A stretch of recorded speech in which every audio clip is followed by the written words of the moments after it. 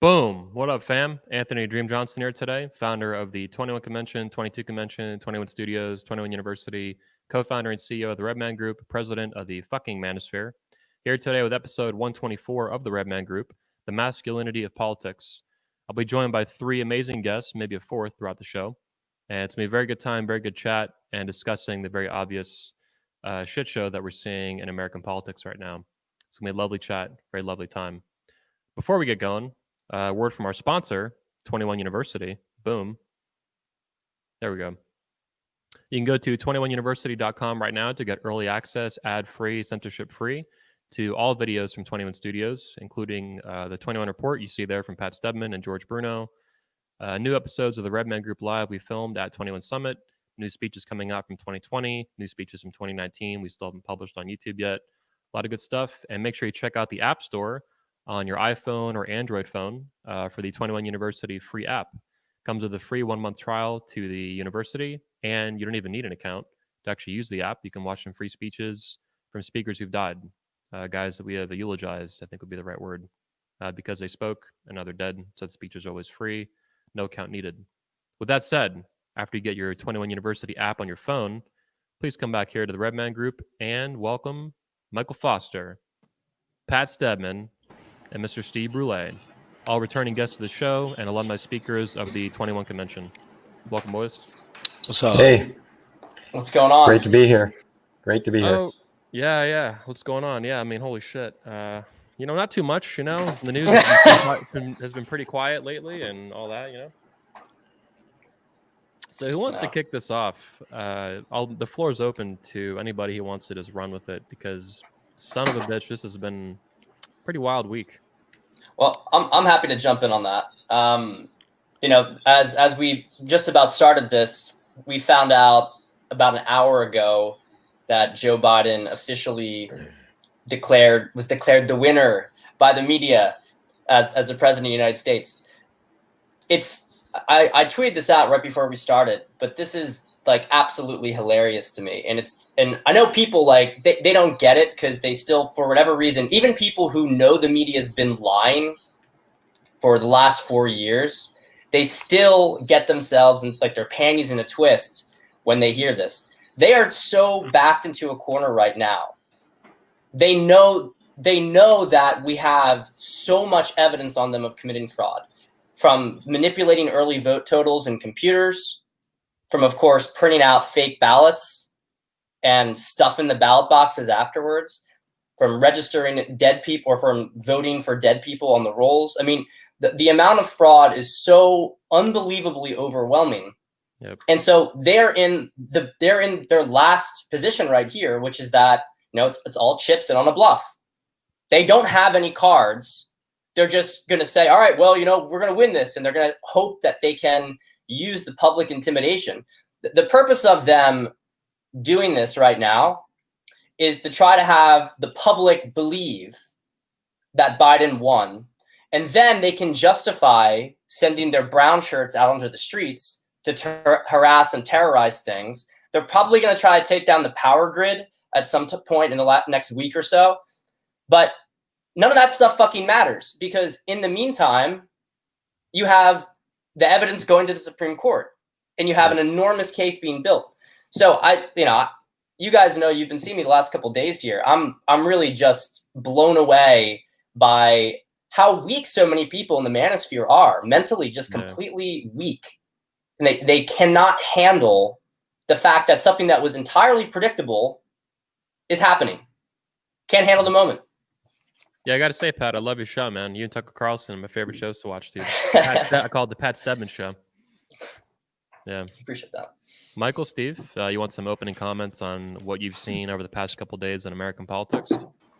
Sure. Pat and I are very much on the same page here. I've been watching folks just roll over, and I'm like, of course they're going to say they won. They're going to do that as cover for everything. They need to suppress you, to break you down, to think that we're not winning. But the reality is, what happened is Trump won in a landslide, and he had so many votes that they didn't cheat well enough. And that's why they had to pause the votes, because they had to figure out how in the world are we going to still win, because Trump had so much going for him that they had to think on their feet, and they're doing a terrible job.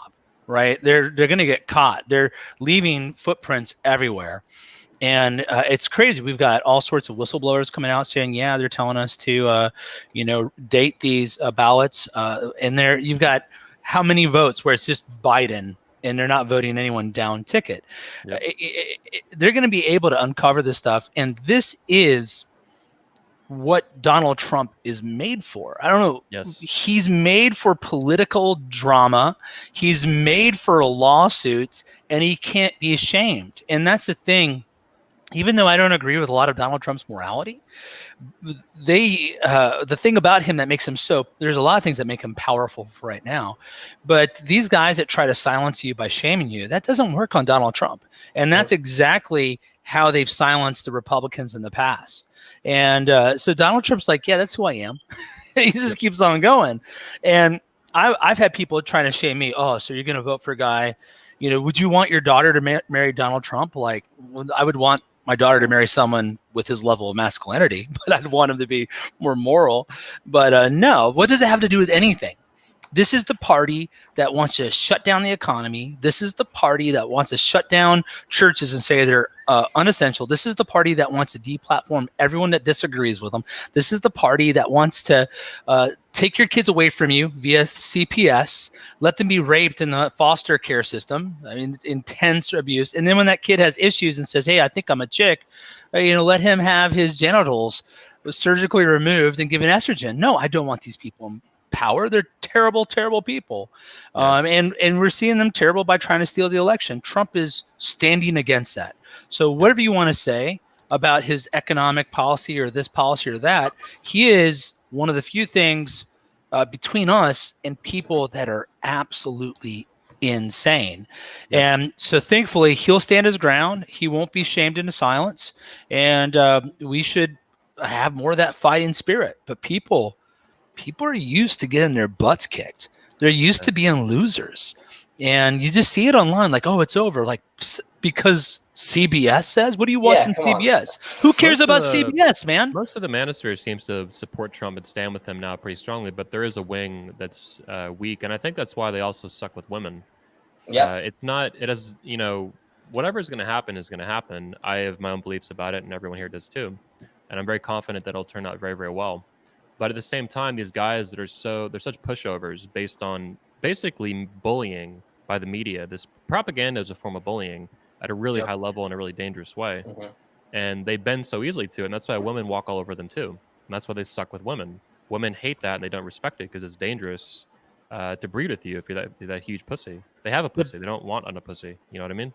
The beta runs deep with these guys. These guys, Trump is, they've got a weird relationship with them. Like they look up to him because he's who they want to be, but they also resent him for that reason. Yes. And so these guys are so used to losing, and these guys are so used to being agreeable. This is the whole nice guy thing. Yep. And like, well, let's just go on with it. Like, no, that's not how you win in life and business or anything. Like you pivot, you find a way to make it work. Well, these guys are always thinking through just their agreeableness that they'll be given the things they want. That's not how it works. You take it. It's a fight. It's dominion. That's how business works. That's how life works. And these guys are incredibly weak. And they have, like Pat's been saying, they have zero frame. They're just breaking and freaking out. I'm not freaking out, right? Even if they somehow pull off this theft, which I don't think they will, I'm not freaking out either. Like I have a plan. I'm going to still win, but those are my opening thoughts. Good. Let's move to Steve Brule. Steve, you're Canadian. You're not American, but I think you love freedom and the West very much. What are your thoughts on the attempted communist takeover of the United States? Not to the question too much. Well, this was the topic of my speech or lecture or talk at the 21 convention. In fact, leading up to exactly this, what my concerns about Democrats winning are laid out there, and that this is part of the overall drive for a one world government, which will be communistic and which will be dominated by radical feminism.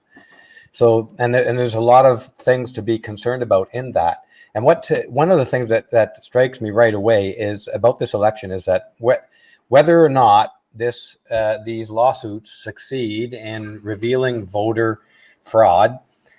And overturning this or at least coming out a fair election, what we're seeing is that despite the Democratic Party lying through their teeth, manipulating like crazy, supporting lawlessness, undermining the police in their efforts to maintain the peace, in spite of them supporting Black Lives Matter and Antifa riots, the absolute burning of courthouses and public places, destruction of your history, the lying about history in the 1619 Project, the tearing down of your monuments across the country. In spite of all of this absolutely insane, lawless crap, a significant portion of the people still vote for Biden and the Democrats, and they're behind it.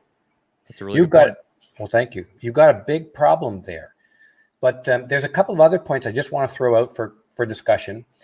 This started before the last election in 2016. And there's a fellow, I think his name is Robert Epstein, a statistics professor or something like this. I put the link in the private chat. You can have a look at it. Excuse me. But he predicted, and using mathematical statistical models, that Google's ability to persuade the vote by lying, by search engine, basically lying using their search engine bias, can swing 15 million votes. Excuse me, I don't want to cough straight into live. Sorry, I pulled up the article for you. Yes, this is well worth reading. This is not flaky stuff. This is solid scientific analysis, and it's being ignored by the left, of course. But Google is, everybody knows this, of course, it's no secret. All of big tech is pushing for one world government, and that's why they're behind the Democrats. They want a one world government for reasons that I touched on in that presentation. The other thing that comes to mind is that COVID-19. Now, I don't know about the viewers or this audience or what you think on this, but this is a scam. The COVID-19 is a scam. It is a very weak virus that happens to have a very targeted group of vulnerable people who are elderly with multiple comorbidities. But this has been propped up to such an enormous degree, creating massive fear with such great success. It's incredible. And this fear of being infected by COVID-19 was used to justify ramping up the mail-in ballot scheme. And in New Jersey, they tried to have all mail-in ballots, 100%, and several other states tried the same thing, even in spite of the fact that they were called out and proven that the mail-in system was used to fraudulently influence previous elections in New Jersey. There's an example in Patterson itself, in a small election, just for some judges. But there's other examples across the board.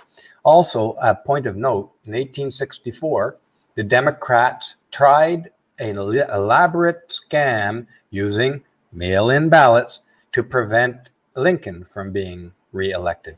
Yep. So there's a lot to be concerned about here.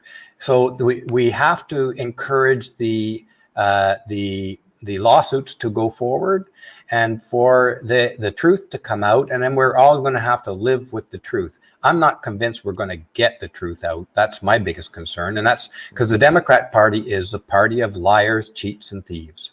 There's no way around that. It's a party of liars, cheats, and thieves. They're still the establishment too. I mean, they've been their wing of politics has been going off the rails for decades. And they can still control all the media is filled with hard Democrats, more or less. Yep. All of it. Even Fox News, they were kind of leaning this way in general, but it wasn't until election night all of a sudden that they really did a hard turn. Well, like full fake. I want to just throw one thing out. Sorry, just one last point. It's a very short point.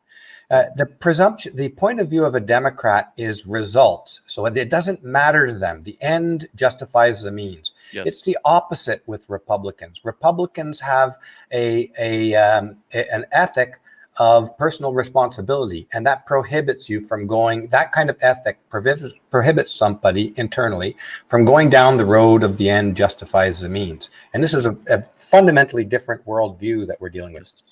Yep, Ayn Rand talked a lot about this. Yeah, she railed on it. Pat, Michael, you guys have some comments? Yeah. So a couple things. So first, just with Fox News has been subverted for a long time. Control opposition, basically. Control opposition. I mean, there's a lot of stuff about Murdoch's children and their wives, and sort of, that the management of the organization has been gradually going this direction for a while. There are a couple of commentators, people like Tucker Carlson, of course, Lou Dobbs, Sean Hannity, who are not, I guess because they have big enough platforms, they've been able to resist. But you guys remember a couple of years ago, they were trying to get Carlson off the air. Mm-hmm. And the only thing that's really kept him on is that he's so popular that even this year they were trying. Yep. They try all the time to try to get rid of him. So the organization's been compromised for a while, and it makes perfect sense that they would use Fox to do it, because everything that they're doing is demoralization campaigns. That's it. That's all of this stuff. That's their objective. They know they can't win it through anything unless we give up. If we actually hold the line, and if we, have some will, then they're not gonna. They're screwed. They're absolutely screwed. And this is the other thing I wanted to make a point about with guys who, are rolling over with this stuff, or who don't understand the significance of this. On a policy level, Trump is, of course, like kicking Biden's ass across the board. I mean, you probably couldn't produce a worse policy platform if you tried. That's pretty much Biden's thing, is that, you can stay inside we're going to keep you in your house for a year. We're going to ship all your industry overseas. We're going to forcibly, allow your children, if you try to stop your children from getting gender transition when they're 8 years old, there's like, we're going to intervene with that. I mean, you couldn't really produce a worse, completely open borders. Like, you couldn't make a worse policy position. But what people don't seem to understand, like you hear some idiots. I mean, really, I have to think that they are either brain dead or they're completely compromised individuals.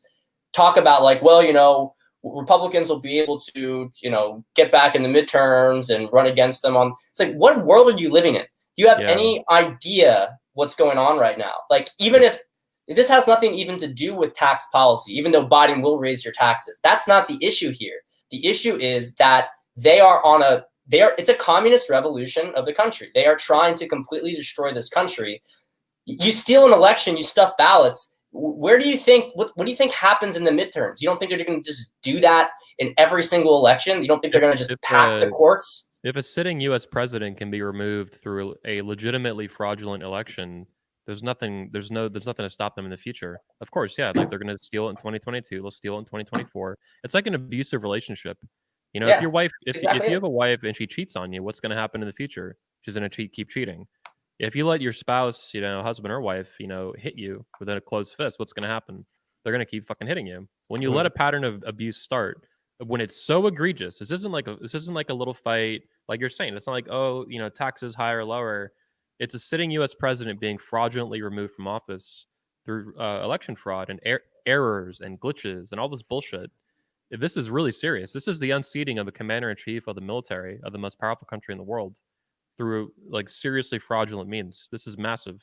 It's fucked, like, permanently. And Anthony, and that's why when people are like, well, there's not going to be, when are the arrests going to happen? There's not going to be any arrests.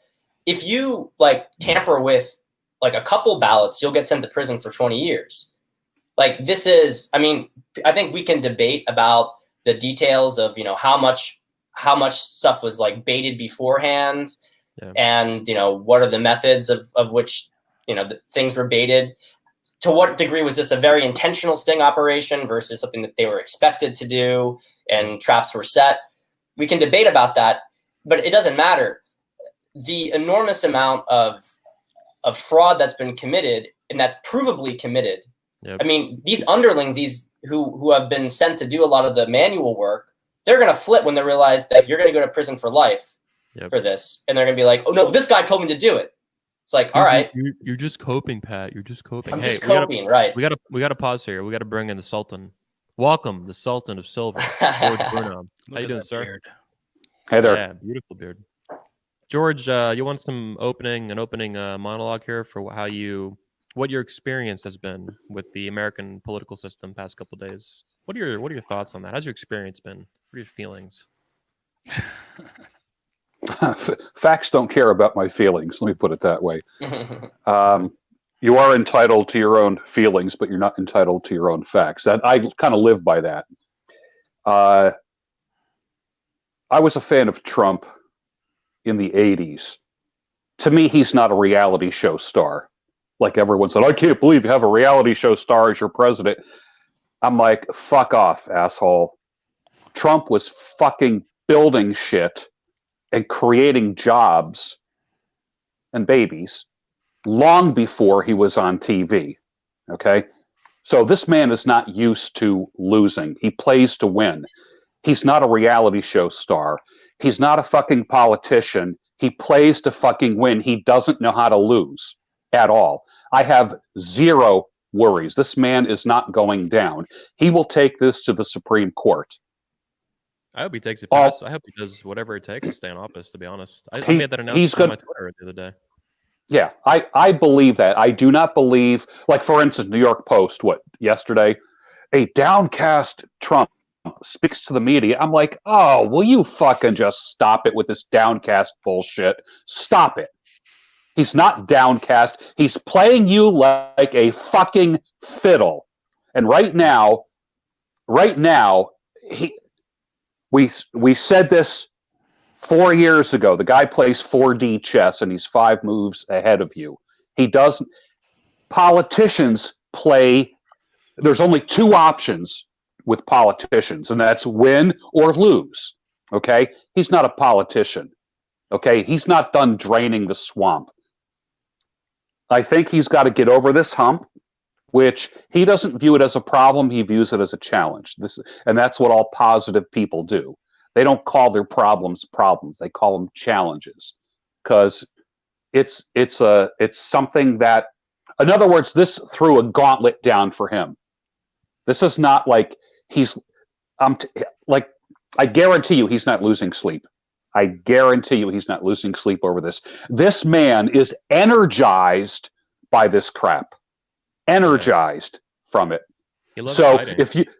if you see him at the podium going, well, we're going to take this as far as we can. I do believe Pennsylvania and Wisconsin are, like, you think that's a depressed Trump? You're used to the rally Trump. This guy is so far ahead of any pundits. So far ahead. I will be completely surprised if he has to leave the White House. Completely surprised. I honestly believe he's going to be there another 4 years. And I think as men, what my experience is, every woman in my life is flipping out right now. Friends. Yep. Every single woman is panicking right now. And what we can do as men is say, relax, babe. You know, it's going to be okay. She is looking at you, and I'm not saying you guys, I'm speaking to men. She is looking at you as a man and watching you react like a little bitch. And then she's getting nervous and anxious because you're all pussied out. And I'm really sick and tired of that, because I did a video last Monday called Reacting to the Election is Feminine. And that I encourage everyone to respond and not react. And of course, I probably lost about 200 subscribers with just that video alone. And that's fine, because the house cleans itself. I think if we remain strong as patriots, listen, we've been promoting MAGA for 4 years. MAGA's not going away. The patriots are in control, and there's a lot more going on than what we see. That's what I think of what's going on the past couple of days. Thanks, George. I have 2 things I'd like to say. I got 2 quotes for you guys. These are the 2 issues that I think we have to, for the Red Man Group, these are the things that we got to red pill people on. So the first one is from Psalm 55. This is says, his speech was smoother than butter, but his heart was war. His words were softer than oil, yet they were drawn swords. This is hard for people to realize, that people that are smooth are often tricking you, that these guys, that you have to look beyond the words and to what's their intentions and what they're working at, and that's really hard. In particular for evangelicals. Evangelicals are so naive and they take people at face value, which makes no sense given our theology, where we believe people are born sinful. I could understand that coming from other worldviews, but not from that one. But anyone that's been around knows that people don't, like, someone's going to rob you. They don't say, hey, I'm going to rob your house when you leave tonight. That's not how it works. I mean, people, they conceal their speech. So we have to look beyond their speech. Trump understands that because he's lived in the world of business, and that's how it is in business.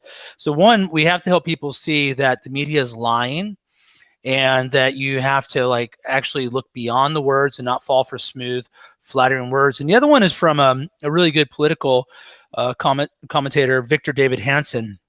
And he said that if the left wins this election, they're not going to be magnanimous, right? He says they're going to want to hunt us out and eradicate their opponents. That's what cultural revolutions always do, and they'll do it again. Like, that's what's up. These people are like acting all nice and acting like we're the bad guys, right? It's like mass level gaslighting. And once they win, and again, I'm with all y'all here. But if we were to allow them to win and not stand with our president, they are absolutely coming for us. We've seen all sorts of MailChimp mailing lists shut down. We're going to see a mass canceling. Trump is the one that's keeping these guys in check right now, because they know that if they start canceling lots of people, especially big names, that it's going to get him all revved up.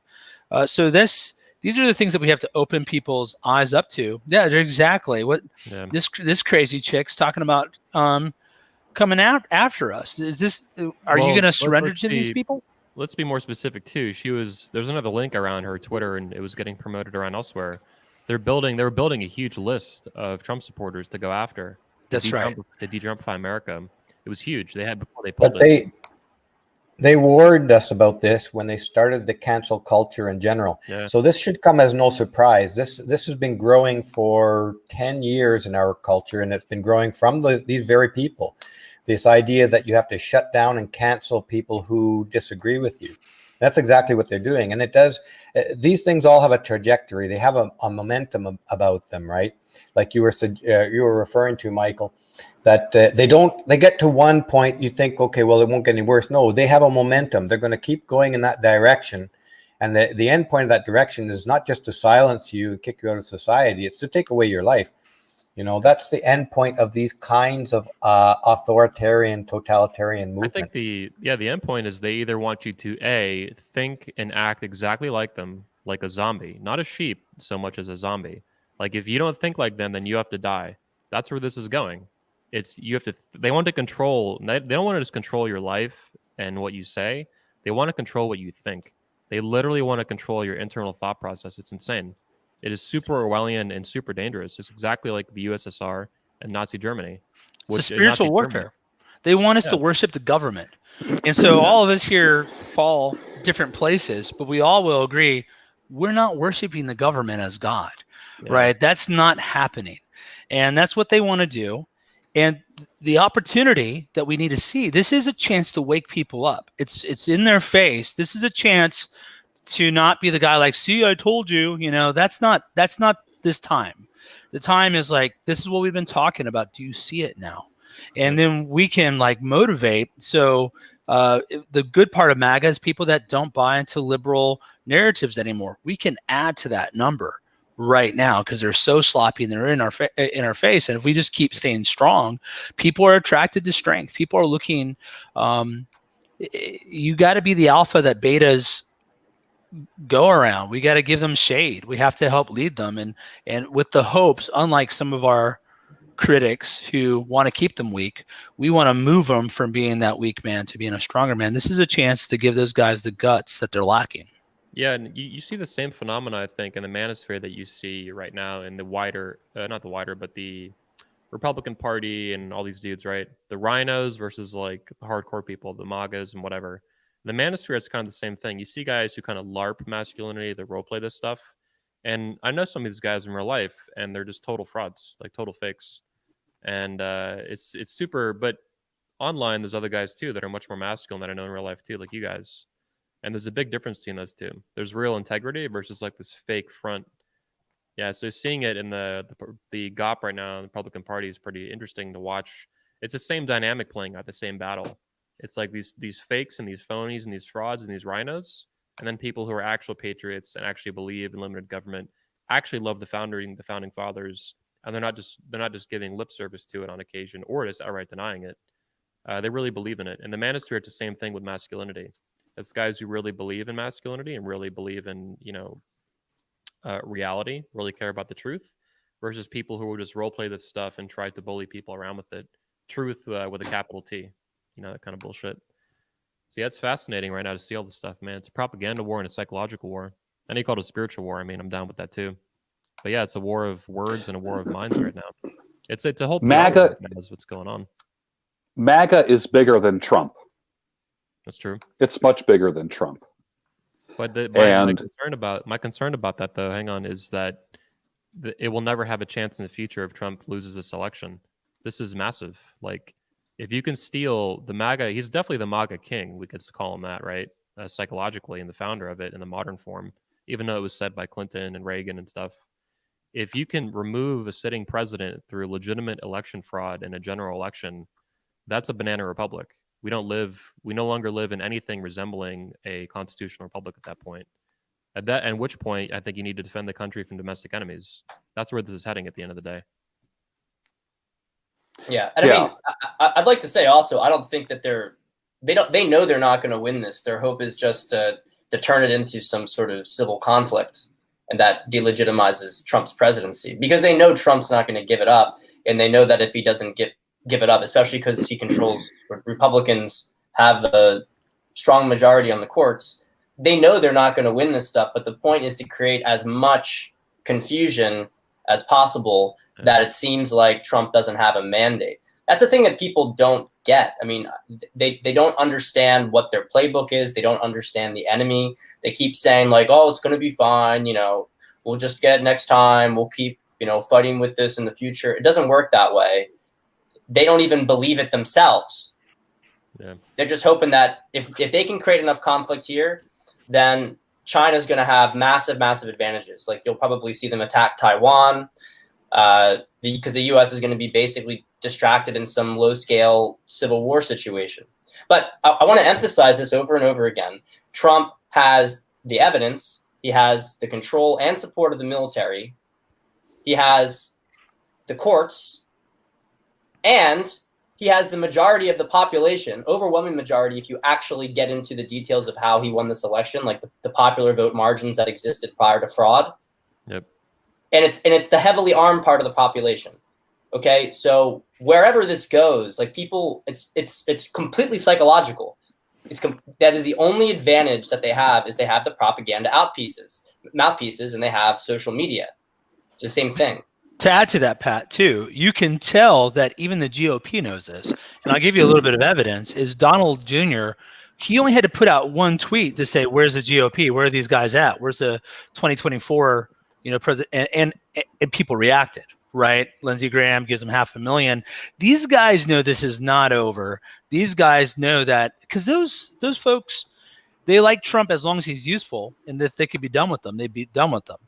But if that's their attitude and Donald Trump Jr. just pushes a little bit and that gets them to jump, they know that he's at the very least still in it. And folks should be looking at this. Like, folks that are in the know, watch how they behave. Forget their words. This is like, this is one of the things we talk about in the manosphere. Look at actions. The actions, like, that's what we're doing. Like, they're sending all these people onto the street to celebrate. Everything's a setup. This is a really good point. Look at the media. It's their words versus their actions. Their actions are that they're scrambling and freaking out. Their actions are Fox News turning from controlled opposition to just fully controlled, not even fake opposition at that point. The actions are they've been pressing, even last night. Biden had the opportunity to claim a fake victory. He didn't do it. He did it later today, finally, when the media got even more behind it. But I think the media I think the reason the media waited so long and didn't go even sooner is they're worried about Trump actually, following through on basically destroying the credibility, what little they have left, like absolutely just demolishing it. And now when Trump wins, it's going to be like the biggest fuck you it'll be a much bigger fuck you than 2016. Yeah. Like that's, yeah, I think that's why even, when Fox News called Arizona and then, everybody got mad and shit, the other news outlets didn't call it. And they were kind of looking at Fox like, what do you do? Like, it was just, I mean, it's probably all game anyway, but it was interesting that you didn't even see CNN call it and these other, news outlets and stuff, the ones that you would expect to be leading the charge on that kind of stuff. They instead left it to Fox News to do it. And everyone's like, yo, what the fuck? We like to say clown world or bizarro world or upside down world because literally up is down, left is right, black is white. Everything is just kind of like the opposite of what it appears. In the movie 1984, which you have to see the movie, it's on Amazon, it's on Netflix, it's probably on demand on your cable. The one scene where everyone's eating lunch and they're facing a screen, where they're being indoctrinated, and one guy has a bowl of soup or stew, and he says, "There's not a piece of meat in this stew." And then he got pressured. Everyone looked at him, and he said, "Boy, this stew is good." You know what I mean? Like he just changed his mind like that quick because of pressure. Everything that you see now, everything that you hear now, 100% is a psyop. Everything. Yep. Everything. In Europe, right now, in Poland, that's my reference, there are people freaking out. And I am the link to sanity right now when people from Poland are reaching out to me and saying, is it as bad as we're hearing? And I'm like, well, what are you hearing? And they think it's just, and I said, you have to stop listening to your news outlets. You have to stop. Pass that on to your friends. What you're hearing is not true. It's not true at all. They're just trying I am not, listen, if you keep saying, literally, if you keep saying 2 + 2 = 5, if you say it long enough, there are people who will believe 2 + 2 = 5. If we keep hearing Biden won, Biden won, Biden won, there are people that are just going to say, oh, Biden won. Yeah. You know what? Which means there'll be a revolution on the streets if the courts overturn the victory, the so-called victory. Which I do want to make a point is that we don't really know yet who won. So it's unfortunate, but we're probably going to be sitting through a couple of months even of these for all of this stuff to go through the courts. And if there's a recount that will slow things down and maybe multiple recounts, there might have to be, I don't know, there might have to even be another election, though it's never happened before. It's not off the table. Nothing is really off the table. But what concerns me more is that even if Trump is successful in proving the fraud and reverses the results and remains president, we still have a huge problem. And it's the same problem that we had before the election, that these elites are going to continue to press forward with the one world government. One day, I think they will win that one world government. We have to be prepared for that day. I don't think they're going to win because I think a civil war will happen before that. The civil war won't stop the one world government. I think it will. Yeah. Sure. If they don't take America, they're not going to be able to pull it off. The thing is, it's not. There's no way the one world government, the new world order is done. Like that's not happening because we've already hit a critical mass of consciousness. If Trump's not going to concede the election, so even if let's just say that something happens on the Supreme Court, this is not what's going to occur. But let's just even hypothesize for a second that the Supreme Court rules in Biden's favor. Trump's not going to, and the Supreme Court drops the thing. Trump's not going to back down, and he'll mobilize the population. We will have a civil war in the country, and the military will support it as well. It's a possibility, but that still is not going to stop these globalists. These globalists are enormously powerful. Steve, I respectfully disagree. They do not have much power anymore. They are in a really, really bad situation. They have been put on the back foot over the last 4 years, and this is like their last card that they can play. They're trying to steal an election because they have already lost the mandate of the population. People are aware of them all over. I hope you're right. I'm not convinced because these people have been at it for a very long time. In fact, the push towards a world emperor has been with humanity since we settled in villages and started to create a garden. and it's been a big push since World War II. All of these globalist institutions are there. They mirror national institutions in the globe already. The infrastructure is there just to pull them together. Yeah.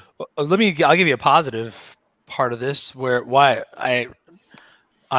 so here's I'll strike the middle. Steve, I think those people exist and they're attempting this, but I think Pat's right. And I'll give you some example of how they failed. Is that I read an article 15 years ago that went viral on how Hollywood was trying to normalize pedophilia, and I was like, it was too early. It got me in all sorts of trouble. But that's well known now, right? You can go deep on the QAnon side of things, but if you don't go deep, like no one denies that anymore, that things like that are going on. People are aware of that. And in the evangelical circle where I've been on the fringe for a long time, the whole Overton window has shifted where people are listening to me that even 9 months ago wouldn't have listened to me. They're seeing like, I'm not nuts. Like I know history. I've been reading this stuff for a long time, and I know what we're seeing now is nuts. I'm not the fringe. Now is the fringe. I'm normal.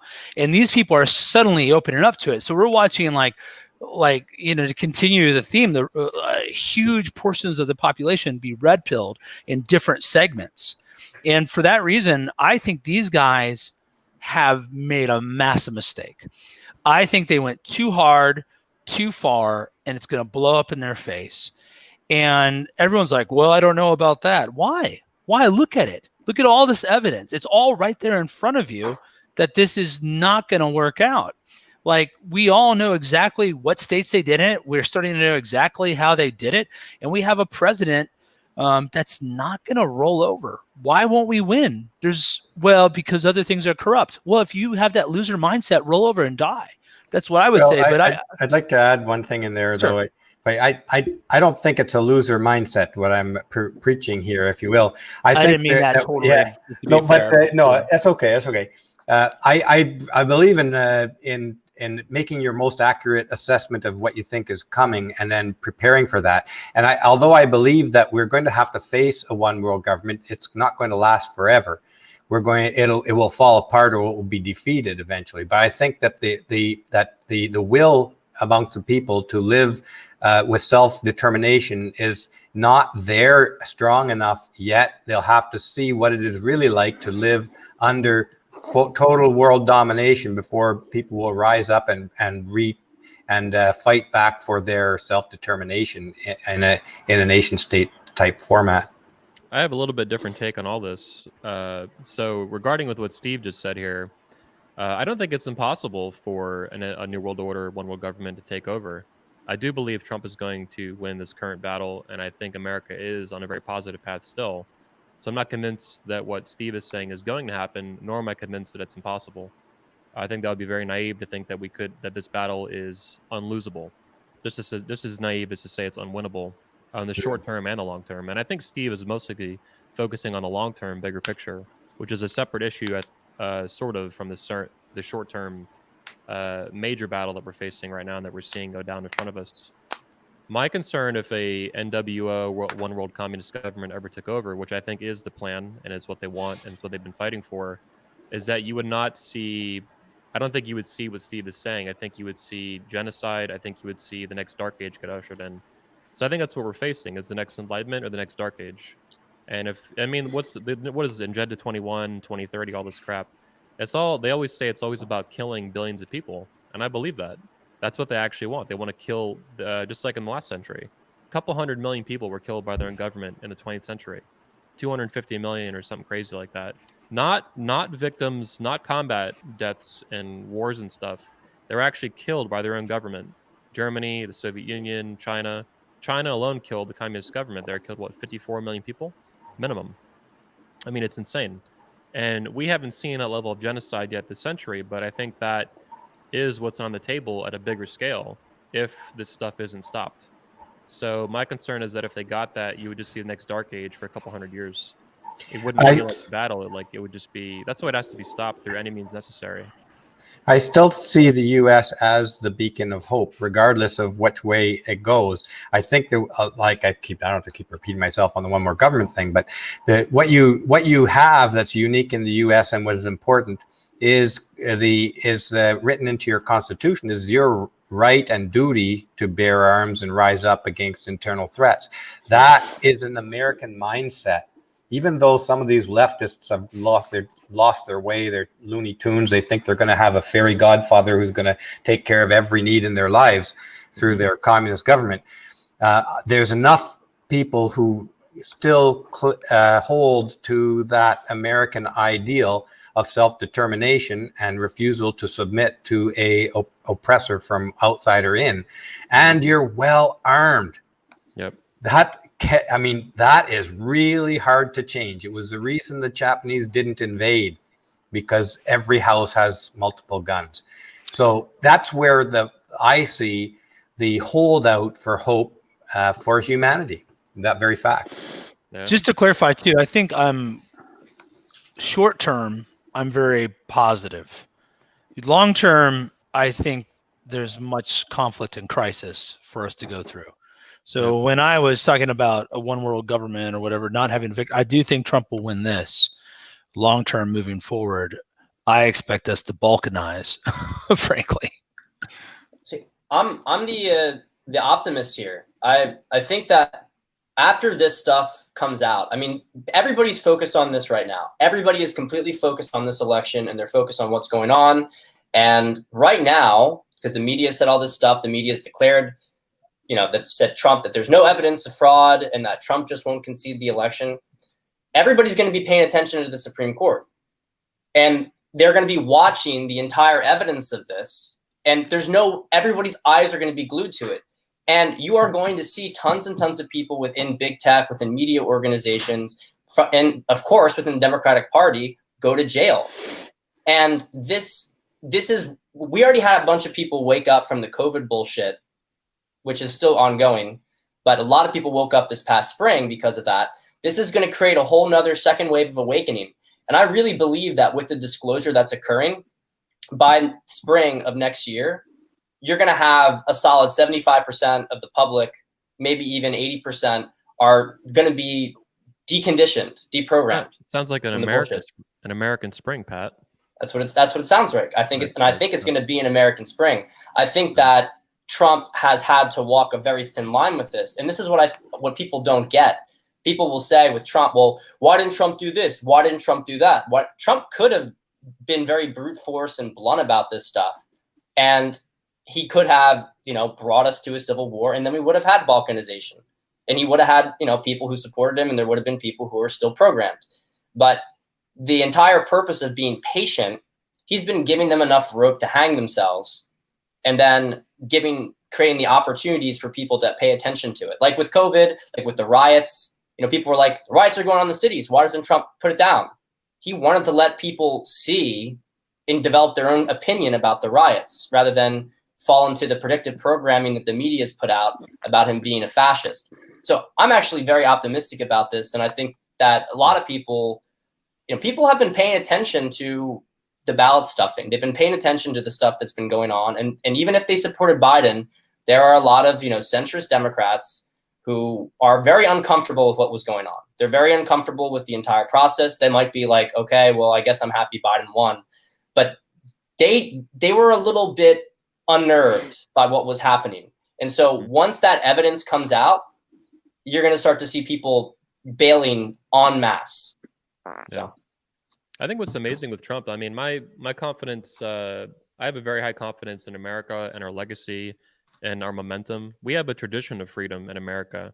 And, Steve brought up with guns, that is like the pinnacle of it in a physical kind of way. The First Amendment is important too, but at the end of the day, it's a Second Amendment that America was built on the justified just use and retaliatory use of force. George Washington didn't talk the British down, he shot them. And at the end of the day, if that's what happens in America, well, first of all, it's what happened to start it. And this country has survived since then pretty well. And I think that's a big part of it. You can't bully around America. It doesn't work that way. In other countries, you can because the population is unarmed. So at the end of the day, if they want to do something very, very Orwellian, very murderous, very genocidal, you don't have a lot of options. But in America, we do. And that's another point, just to jump off that real quick. America was founded by people who broke away from this group. Yes. And so they created a system that was designed to have multiple fail-safe mechanisms because they knew it was going to get infiltrated. I mean, that's when Jefferson talked about, the tree of liberty is probably going to have to be watered with the blood of patriots again.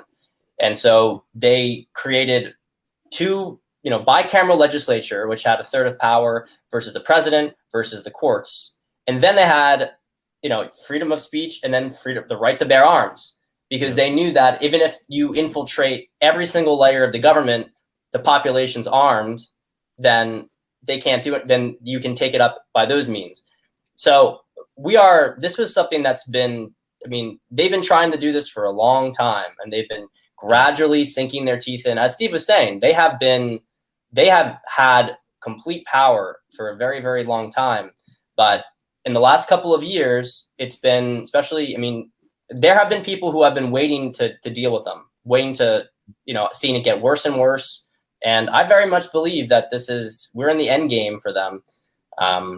So I'm positive. We just got to deal with the tension and keep people's spirits up. Yeah, for sure. I think I've been on it on Twitter, like a lot of you guys, just after this stuff, on it. But I want to add that Ron Paul put out a saying, I don't know where he got it from or if he invented it himself. He probably got it from somewhere. But back in 2011, 2012, he said that tyranny sows the seeds of its own destruction. And I never forgot that. Tyranny sows the seeds of its own destruction. And I think what we're seeing right now is an illustration of that. I think 2016 was an illustration of that. And I would even say that the libertarian argument that they've been making for decades and years, that the presidency and the executive branch was overpowered massively, way above and beyond, with executive orders and all the Congress basically dumping their authority over to the executive branch, things like that. That is why the presidency was so important to get in 2016 for a real independent American who was not controlled by the party system, was not controlled by anyone. So basically the presidency was super overpowered. And I think that's why it's so important that we got it and to keep it. And it's one of the ways they never expected to lose control of the executive branch ever. That was like so far outside. That's why they got arrogant. And that's why I think in 2016, they didn't rig the general election. They thought they could just rig the primary, and then they ran out of time to rig the general. So they're like, fuck. Now this is a different battle in 2020, and I think a lot of people are surprised by what they're seeing, but they shouldn't be. And the 2020 was never really going to be a 2016. It just wouldn't happen the exact same way. But at the end of the day, I think Trump will win. Trump was born for this. This is the story and theme of his entire life as an individual and as a man and as an American. He goes through a lot of shit like this. This is not new for him. This for him is basically par for the course. And his ability to deal with it is sufficient. And I think he is going to win. And he loves the fight, and that he'll fight and win. We have to wait and see. None of us have a crystal ball in the future, but that's my belief about what we're seeing. Trump is different than Bezos. He's different than Musk. He's different than Mark Cuban. These are newer billionaires who came up in a different era. Trump is a New Yorker. He is a roll up your sleeves, and it's kind of like like when people piss me off, I say that to my face, because I am a get in your face, roll up my sleeves, let's fucking duke it out. That's how Trump is. You'll notice he's not a master orator. He repeats himself. As a speaker, I look at his speaking style and sometimes I go, oh gosh, did he really just say that? And I'm not putting him down, but that's not his strong point. His strong point is what he does behind the scenes and what his intention is. And he's a street fighter. Well, hang on. He doesn't come across as being smooth. I want to disagree on something. Him repeating stuff, I've noticed that a lot too. I've seen him do it at rallies and press and stuff. In my understanding, that's actually a positive sign of a skilled speaker. I'm not saying he's perfect, and all that. Obviously, his style is very abrasive to a lot of people, and it's polarizing, so that has its benefits and its drawbacks. But in terms of just specifically repeating stuff, generally that's a sign of a good speaker, in my understanding. If you say it once, it goes over people's heads. If you repeat it, you drill it in their head. That's why the media does it. They're repeating everything a million times a day now. Well, every night. He goes off of the teleprompter and adds his own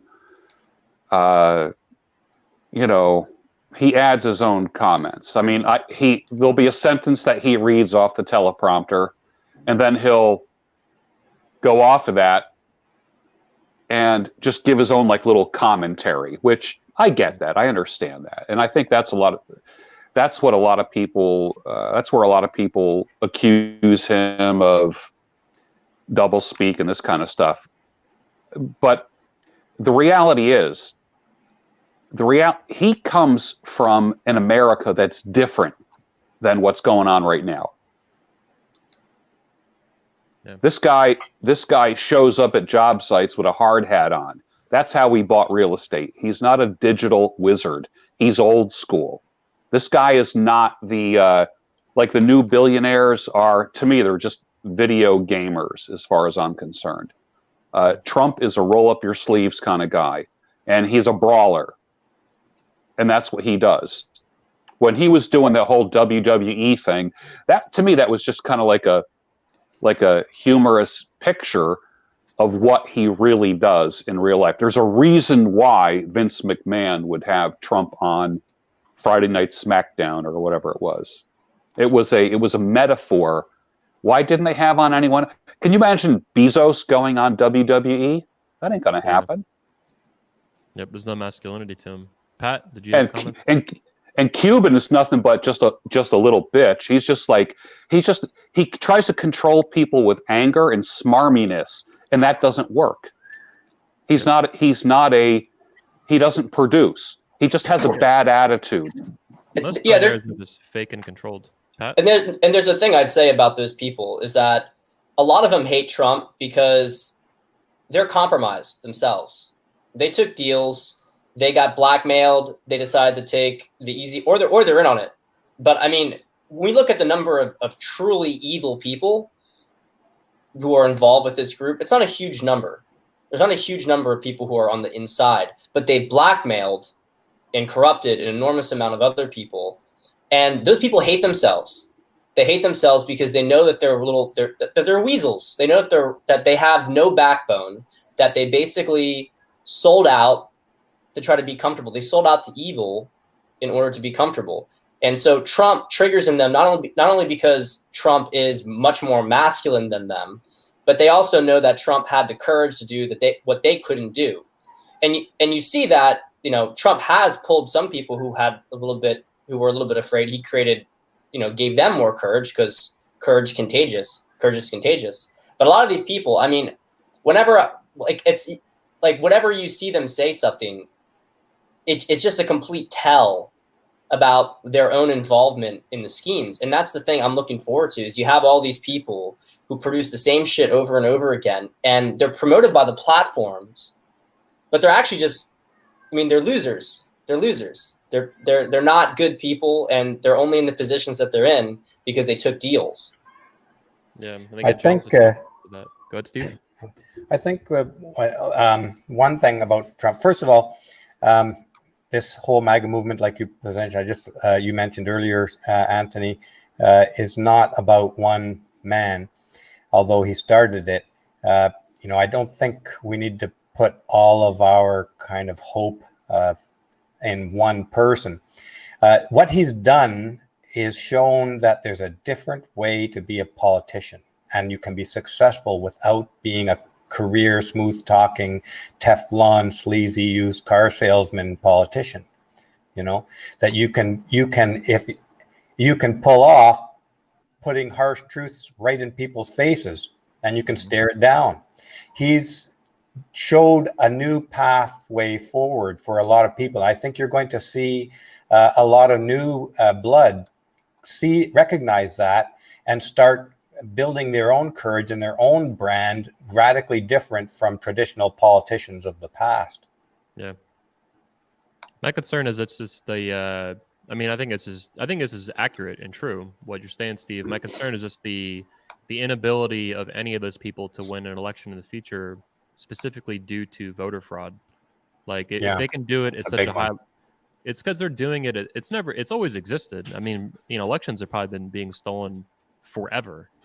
I mean, this is nothing new. This is a fact of history, and it's not uncommon. But to see it at such a high level against an incumbent president, not a new Huge. candidate. It's not like 2016 when you had two new candidates going from different parties and a president was out due to the Constitution and you can only serve 2 terms.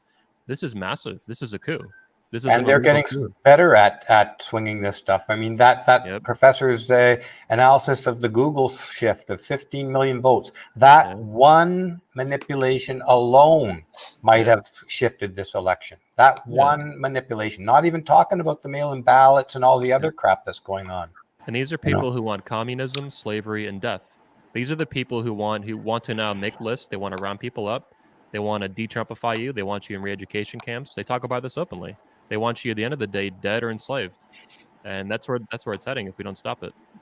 So, agreed. And someone was asking me on Facebook, well, what are you going to do about it? Is it just empty Facebook posts? And my point to them was like, well, first off, it's propaganda that got us to this point. This Facebook post isn't empty. What are you talking about? Like, half the battle here is just keeping you guys awake to what's going on and telling you the truth. And so, no, words are warfare. Now, this is how we engage in this. This is where the Christian pastors, social media is a dirty business, man. Sometimes you say things, you kind of feel like an ass later. You're like, why did I do that? And of course, it's the thing that takes off too, like goes viral. It always has a typo. If I'm going to go viral, there's always a typo. But these guys have like removed themselves from this, and all their people are being stewed in this propaganda. And part of this is pushing back.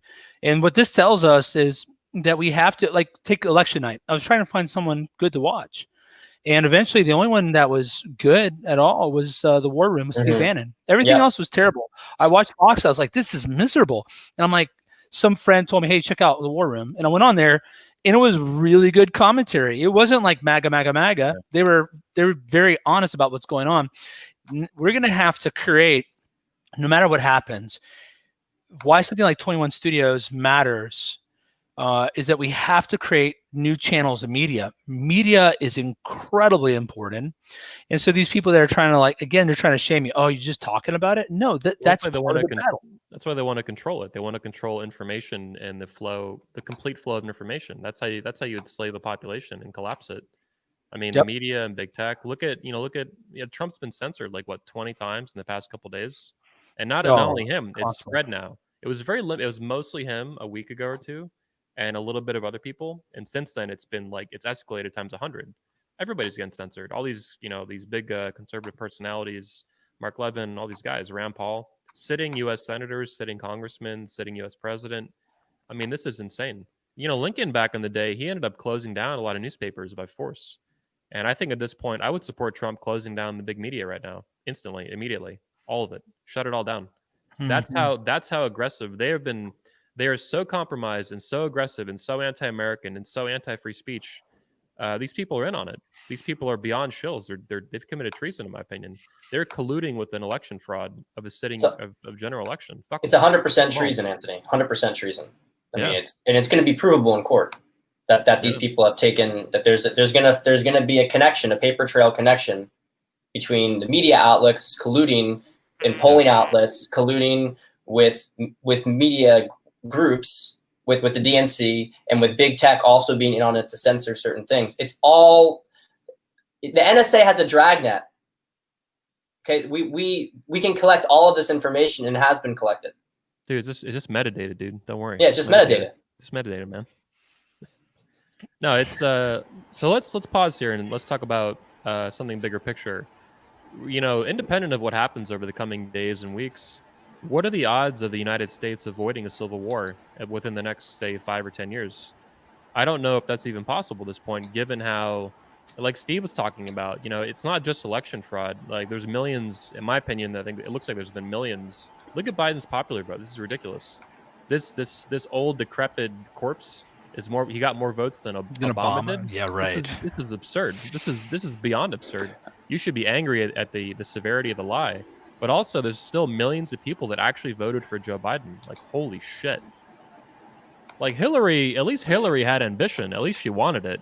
A piece of shit candidate, nasty woman. But she had the ambition to be this power-hungry, whack job. And I don't think she had dementia, even if she was a little fucked up. But Biden is just a total clusterfuck.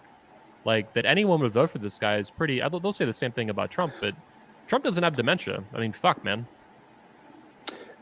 People voted for the Democrat Party. They didn't vote for Biden. Let's get real. And they voted thinking that Kamala Harris might end up being in that seat. They know that there would eventually be some kind of switcheroo. No, a lot of them didn't know that. Like, we knew that. The Trump people knew that. I don't think a lot of Democrats knew that. They actually believe this bullshit. Here's what I believe. All right, regarding your comment about civil war. Yeah. Are we getting some like weird audio right now? Yeah, I don't know where it's from. Let me turn mine on. Okay. Check it. Let me see whose it is. Checking mine here. Yeah, it's Steve. It's your audio. Just mute it when you're not talking. Let me try. This has happened to me before. This stupid mic. Yep. Just mute your audio Still on here. there? Yeah, just when you talk, just unmute it and it'll be fine. George, go ahead. Here's my thoughts about civil war. We are in a civil war right now. For instance, I remember 30 years ago, Christians in China literally thought that they were in what people call a biblical tribulation. Like they thought it was the end times. Literally, they thought it because there was crap happening in China to believers in China who were doing home churches. Doors would get kicked down. These people would get dragged out, thrown in prison, many shot. So for them, it was real. When I look at a lot of more prophecy-oriented Christian preachers who would say, we are now in the end times, and then they could point to this and this and this happening. And it's almost pretty darn convincing, although I'm not one of those guys. But to the guy that just got his head smashed in about a month ago with a brick, to the Trump supporter that just got shot 2 weeks ago on the street, to the store owner whose store just got looted and burnt to the ground, yes, you can't tell them we're not in a civil war. So it's kind of a like how did like I'm a big Civil War buff guy. I got bit by that bug maybe 2008, 2009. Went to Gettysburg, went to all the battlefields. And even the people in the war. And I remember going to the museum and reading the letters that were found in dead soldiers' pockets, a letter that they wrote to their girlfriend, to their wife, to their mom, that kind of thing. Those young men didn't even know why they were. It wasn't like, pray for me, I'm fighting to free the slaves. They didn't even fucking know why. They didn't even know why they were aiming guns at guys with different color uniforms. Yeah, okay. They were History shooting at cousins, man. Yeah.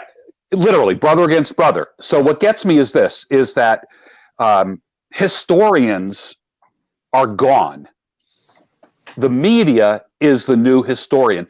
I don't believe a single fucking word I ever read about Lincoln. Not a single one. I believe nothing, absolutely nothing that I've heard about the Civil War in my lifetime. You got to go and you got to dig and do your own research. Yep. You have to do it. So, as far as why we're doing this, I would say, like, out of the past 4 years, only this year did we say, have you been hearing people say, oh, this is not about Republican versus Democrat. It's about what? Say it. America? Freedom? Say it. Tyranny? No, it's blank versus blank. You mean like evil versus Boom! good? There you go. People weren't saying that before this year. Actually, I think we only been hearing that like for maybe about the past 6 or 7 months. It's really good versus evil. This has nothing to do with parties. And my attitude completely changed when that sunk in. Completely. The media, who are the new historians, are lying about, like, do you remember, who was it? I guess it was, I'm not sure where the source was, but I know they did represent this concept well in the movie Gods and Generals, which, if anyone has ever seen that, just rent Gods and Generals and then Gettysburg. Just watch them, get your popcorn out, and just watch it. And it's going to blow your mind. But I'll never forget when Lincoln wanted to recruit Robert E. Lee to lead the Southern Army, and he declined. You mean the Northern Army? No, the Southern Army. He declined. Or was it the Northern Army? Hold on. Northern Army. Army. Northern Army. Yeah. Northern Army, Yeah. right? He declined, and what happened was, in the movie Gods and Generals, he goes, I never thought that I would see the day when a president of the United States would form an army against his own country. Yep. And that's what we have right now. Biden and the Democrats have created an army that's anti-American. Yep. And these people that are taken to the streets with the purple hair and the freak show, pretty much the liberal progressive freak show. These people they got about maybe 3 talking points. That's about it. They don't even know why they enlisted in this army. They don't even know why. Yep. And you know what? They're just going to fall like tin soldiers. That's what's going to happen. Because they're unfocused, they have no idea what they're doing, and literally, the media is now hyping this up like they are historians. We have to unplug everything that we're seeing and hearing right now is a psyop. Absolutely everything. I'm not the one who wants to go to war. I don't want to go to war. I'm not interested in going to war. I think that's why it hasn't happened yet. Real Americans who love America, they don't want to see that. I don't want to see it. If I have to fight for my country to defend it from communists, I will. I don't want to see that happen, though, at the end of the day, but I will.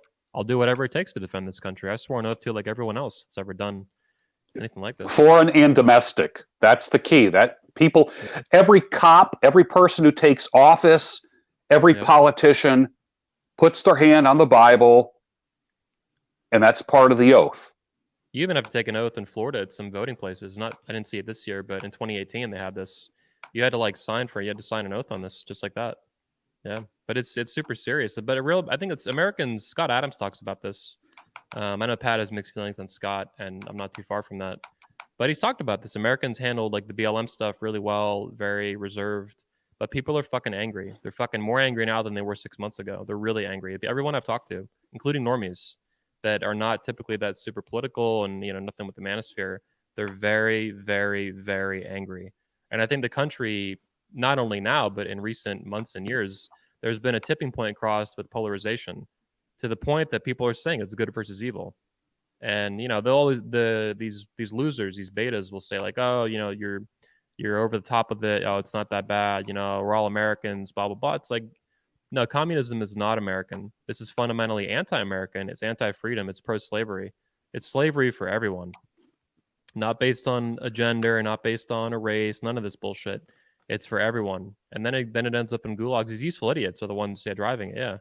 Yeah, these in the streets. These are useful idiots, all of them. 100%. BLM, Antifa, all this stuff. Or they're just actually, true believers, and that's why they're so useful to the idiots. And then at the end of the day, they get killed too. Do you remember what Stefan said at Patriarch last year when he said the depersoning, the unpersoning and the deplatforming is the precursor to murder? Yeah, remember when he said that? He said cancel culture is a rehearsal for murder. I think that's what he said. Unbelievable. He's right. That would have been great. He's got a lot of good things to say about that because he's taking an aerial view of the whole situation. And God, I'd love to get him on here again. I think a lot of the Canadians do. Like Steve loves America, but Steve is not an American. You're Canadian, and you live in the Dominican Republic, so you have a little bit of an outside perspective on it that we don't. We're in the middle of this shit. And what's going on in Canada is terrible too, but it doesn't make as much news as the American politics. Yeah, no, I watch it up there. Yeah, it sucks, man. It's brutal. Michael, Pat, do you have any thoughts on America being able to avoid a civil war? We're not advocating here, obviously. We're just theorizing, but I don't see how it's avoidable at this point on a long enough timeline. It's been 155 years since we had one, but is it going to go on forever with that one? I'm skeptical. I mean, I don't think that that's going to happen, or you could redefine it and say it's already happening. The Civil War is almost over. This war has been a psychological war. You could, because wars progressively moved more and more into these realms. So early on it would be just physical fighting, and then propaganda and psychological operations became bigger and bigger. By the time of the Cold War is pretty much entirely a psychological war with a couple hot conflicts here and there, sub-conflicts.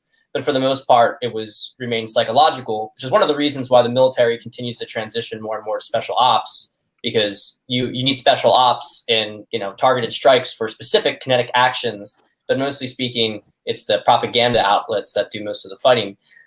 General Flynn talks about us online. It's on one hand, it's kind of like, if you look at it from one perspective, you can be like, well, maybe this is a little bit lame to call it like this, but it's actually true that we are digital soldiers in a certain sense. It is a war for your mind, and it's a matter of persuading in that realm. Now, if the 4D breaks down, then it does descend into 3D. It does descend into kinetic action.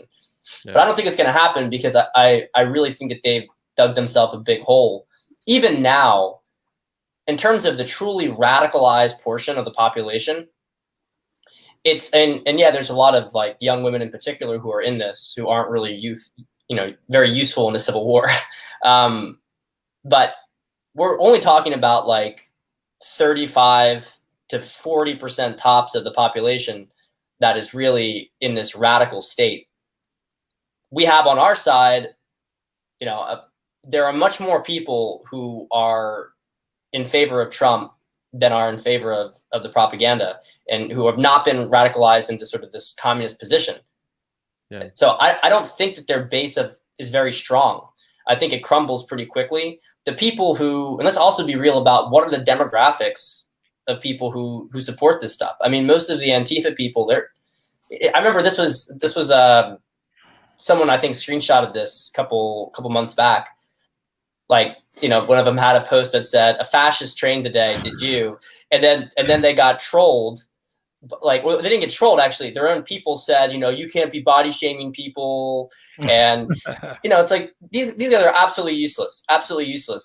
And the only thing that they have is, there is funding. They have been backed. And, I'm not saying that you wouldn't see any hot conflict in the event that this did boil over. I just don't think it would last very long, because the armed and strong part of the population, including, let's remember, 90% of combat units are not at all sympathetic to communists. Yeah. So they hate all of it. Yeah, they hate them. And like, they should be actually kissing Trump's boots, the fact that Trump is going about it this direction, because if he decided to just like unleash the military on them and declare an insurrection, they just get wasted. Yeah. They get wasted in 2 seconds. So what I would say is, I don't know what's going to happen in terms of a civil war.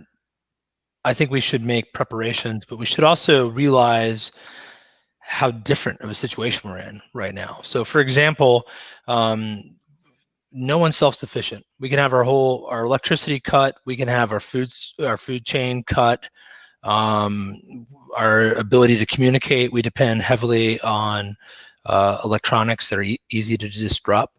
So the form that warfare will take in the future is quite a bit different than in the past. And that's why these folks that want to move out to Montana, I'm always like, look, if you're fleeing the government, they'll just send a drone out and bomb you. Like, I don't know. You think they're going to drive tanks up into there? Where do you live, man? Like, wake up to how things have changed. Yeah. So what we can do, though, is we can become more self-sufficient. We can I think localism is something we need to focus on. We need to get into, I always tell people, look at a city that you live in and say, could I turn this into a city state? What sort of influence do you have there? So for me, we're moving to a smaller county with the goal of having deep influence there, not like a hostile takeover, but by finding like-minded people and actually getting some power in the government and just normal power through relationships. So I think it's a huge vulnerability. Something that mitigates against it is the fact that It's really kind of interior versus exterior, and urban versus rural. So it's very how the war would break out. The geography of it doesn't lend itself. So it's going to take whatever it is. It's going to take a different form than it did in the previous Civil War. It's going to be, and that's some of that we can like this. We have to sit here and think like, what would that? You know, I had this moment years ago where I realized everything I own, someone else made for me. And it was kind of a crazy thought. Like, I can't make my own clothes. I can't make my own food.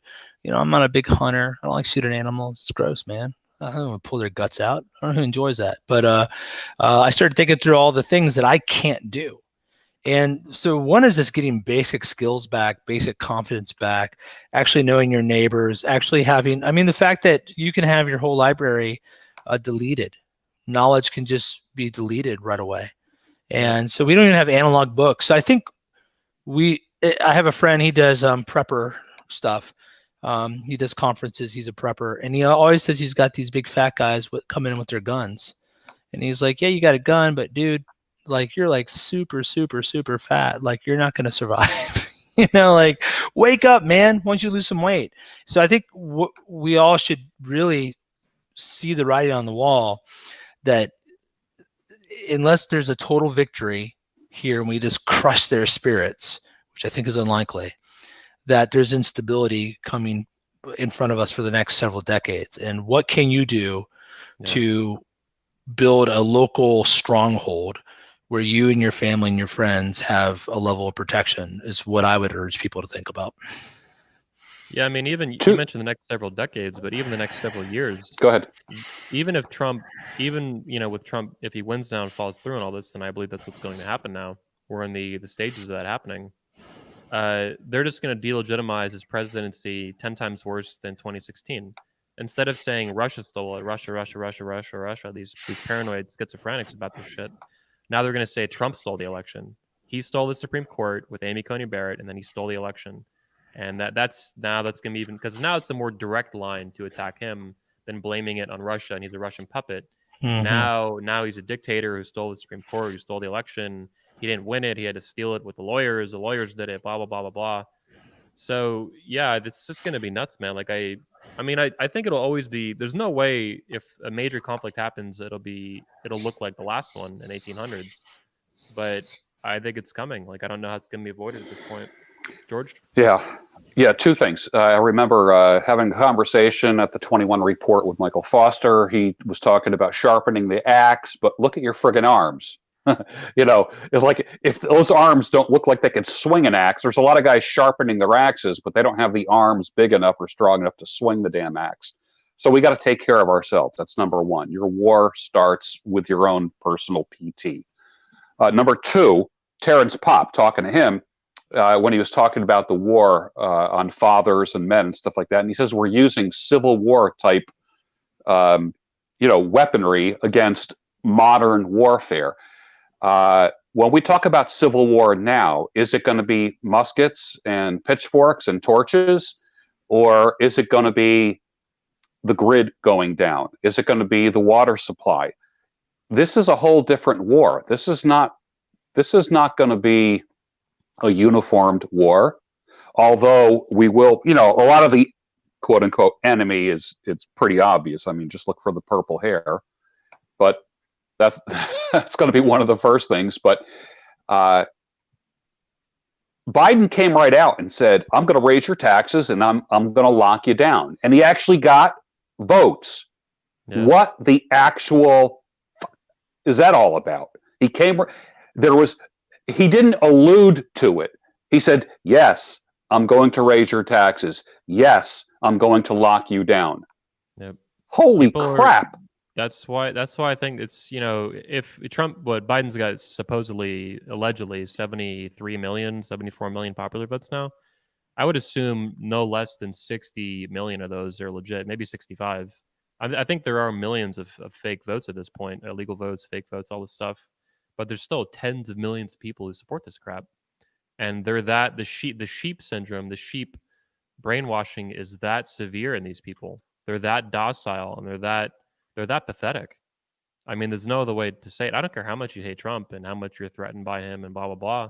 Biden was a massive loser. Like, holy fuck.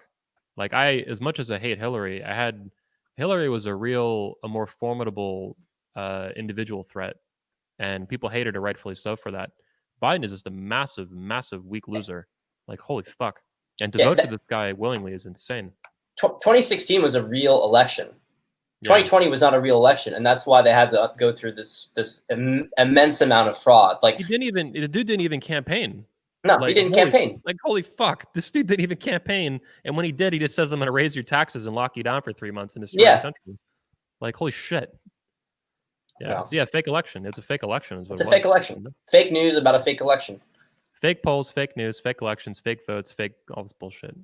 Fake candidate, yeah, like a Manchurian candidate kind of thing. Let's take one step back here. We've been going for almost 90 minutes, 85. Let's talk about, so the guy, I want to educate the men watching this. Talk to me about politics itself as obviously a foundation of civilization, men forming together to form governments, as the Declaration of Independence put it, to secure these rights. As I understand it, the family is the smallest political entity that there is. And then from that, men form governments to secure rights. Properly anyway, as we saw in America in 1776. So as politics, as the title implies, the masculinity of politics, is politics a man's prerogative? Is it a father's? Absolutely. So the word economy is two Greek words that mean house rule, oikos nomos, right? And society is made of households, right? Households is the most basic building block, and the leader of the household is the father, is the husband. He leads it, and all society is built up of that. And so you can't. Politics are nasty when it gets bigger and bigger. It gets more and more complicated, and a lot of guys will pride themselves like, "Oh, I don't mess with that stuff." But look, that stuff messes with you. And in Scripture, the guys that sat in the gates were the respected elders of the town. And that's where, if you had an issue, you had a problem you wanted to work out, these are the guys you'd come to and talk about it. And these were the guys that help you make wise decisions. And that's the basis of politics, is when you have one house, you just got the husband, the wife, and the children, and the extended family working things out. But as there's more houses, it gets more and more complicated. So you create different structures to resolve things and to manage property disputes or whatever. That's all politics is. So you can't really be about marriage and family and the household and not be about politics. It's just, we're reclaiming that stuff that's been lost. And as we reclaim each, think of it as concentric circles. As we reclaim the bullseye, it takes us a while to realize just how much these other things are connected to the home. So yeah, if the man rules in the home, he's going to rule in the collections of homes, that is society. That's why, like, Christians, a lot of times in my circles, they'll talk about complementarianism. This is the idea that basically men rule in the home and the church, but not in society. Well, wait a second. Society is made up of homes. It's made up of households. So how is it that the man is the leader in the home and suddenly women are the leaders over all the homes? It's like very weird and just not true throughout history. So yeah, we need to learn to love politics, in particular local politics. And that's where it all starts. Guys need to be running for mayor. They need to get on community council or whatever and get involved and actually. Then you see it more tangibly affect your life. I think we all think at a national level where we have the least power and influence. Yeah. And so then it feels fake. And if a guy's masculine, like, he wants to connect it to the real world. And so you'll find a lot of some of the most pathetic guys are interested in power that they only could talk about theoretically. Like, they don't have any skin in the game. And I think if guys would get more into local politics, they'd have more skin in the game, and they would see it's actually very masculine. But they see all these guys. It's like, what's the dude in the guy that's always mad at Donnie in that one movie? He's got the gun. It's John Goodman plays him. He's always talking about political conspiracies and that. Oh, I know the movie. I don't know the name. What is it? The Dude Abides, that movie. Why can't I think of this? But that's what guys think of when they think of guys that are in kind of conspiracy and politics. They are kind of losers that don't have their life under control. And that is, when it's just about your emotions and it's distinct from any action. I get why they don't want to be part of it. So get involved locally. That would be my pitch for it. Steve, you got to get going in a minute. Let's get Steve. Closing comments, Steve? This is on politics, whether men Yeah. are better at it or natural at it. Yeah, you could take that angle, or you could just, I know you have to go in a minute, so you could take that angle, or you could just speak more widely about whatever you want with the I'll election. speak more wildly about politics. Okay. Briefly. I think, human beings are a social animal. And as soon as you are a social animal, you are involved in politics, whether you like it or not. It's part of being a social animal that, like, as soon as two people get together, you've got politics. Whether you like it or not, even in an everyday conversation, there's an element of politics in the sense that each person needs to judge whether or not they're pissing off their person, they're damaging a relationship they want to preserve, or whether they're forwarding their own personal goals or not. So yes, politics is unavoidable for every human being. You can withdraw from it and just be a victim of everything that flows around you, and just you're floating in there hoping that there isn't a shark that's going to eat you, but that's not a very good solution. So at some point, if you want to be an active member of your social group, wherever that is, you're going to be dealing with politics in some form or another. And that's, so politics to me is neither male nor female. It's a human thing. As soon as you're born human, interacting with other humans, there's a political dimension that comes in right away. And the same, just referring back to the previous conversation, there's an element of conflict, meaning that conflict includes warfare, that comes along with being social animals, collecting in groups and seeking their own benefits. So when it comes to a war on a civil war sense, there's a possibility that will devolve into that.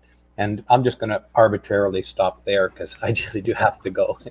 Thanks, Steve. Thanks for hopping on, Steve. We appreciate the comments and thoughts. Thank you so much for having me on. Everybody, it's always a pleasure. Yeah. Ciao. Yeah. So with politics, yeah, it's interesting to see these different perspectives on it.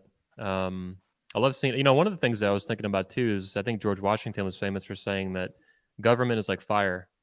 And I don't know the exact quote beyond that, but government is like fire. And it can cook your food for you, or that it can kill you. It can burn your house down and burn you alive.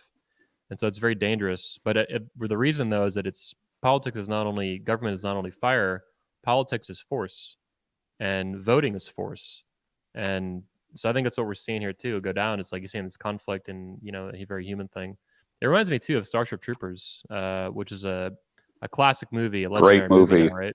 Oh, yeah. And there's a book that's very different too that it came from. And there's Sargon of Akkad gave a great review of this movie, this whole thing, the book and the movie. And there's actually a lot that went into the movie and why it came out the way it did. It's really interesting actually to look at. But it's a movie that I think illustrates, for whatever reason the directors had to put it together. But it talks a lot about this, that voting is force, politics is force, it's violence. Your vote is a directive for the government to apply the threat or actual violence against other human beings through laws, law enforcement, lack thereof, defund the police, this and that. Like, it's super serious, and I think that's why. I'm against discriminating against, Americans, their ability to vote based on the way they're born. At the same time, I recognize that women getting the vote was not consequence-free, and that women and men are different, and they vote in different ways. And we see this very clearly in the voting patterns. Women vote for what they believe will make them feel safe, and they vote for what makes them feel secure, whether or not it will. And their emotions are driving, I think, a lot of what they vote for. Whereas men are much more truth-focused and evidence-focused and fact-focused and reality-focused. It's what we're designed to do. We have to kill the animal and hunt it down and eat it and stay alive. So I don't know. This all kind of came to mind. George Washington's comments. Do you guys have any thoughts on that? Politics is fire. Politics is force. Government is fire. These issues. George, I know you had something you want to hop in there. Yeah, I think. I like the idea of what Michael says about getting involved locally. That's a big deal. And I think what I don't want us to do is to put on boxing gloves and fight the sky. Literally. Like, we need an opponent. We don't need a boogeyman. We don't need some giant, government. Like, how do you fight the government. You start local. Literally, even if all you can do is a neighborhood watch, and that's all you do, you patrol your neighborhood. That's a way of keeping your neighborhood safe, if that's all you can do. If you run for a town council position, something like that, that's what you can do. You got to get local. If you just stay government and fight the New World Order and this kind of stuff, it's an enemy you really can't see. And what happens is you get people like Biden and his type, and what they're doing is basically they are channeling this whole New World Order thing. So that's why he's got to be defeated. That's why these people have to be defeated, because they're not even lying anymore. It's like in plain sight. When was the last time someone said, a presidential candidate said, yes, I'm going to raise your taxes and I'm going to lock you down? It used to be this Read my weird lips. No more taxes. Yeah, Hey, exactly. George, at least he's honest. At least he's honest about it. Yeah. Fuck exactly. your life up and burn the country down. Great. Yeah. Vote for me. And then there's people going, yes, raise taxes.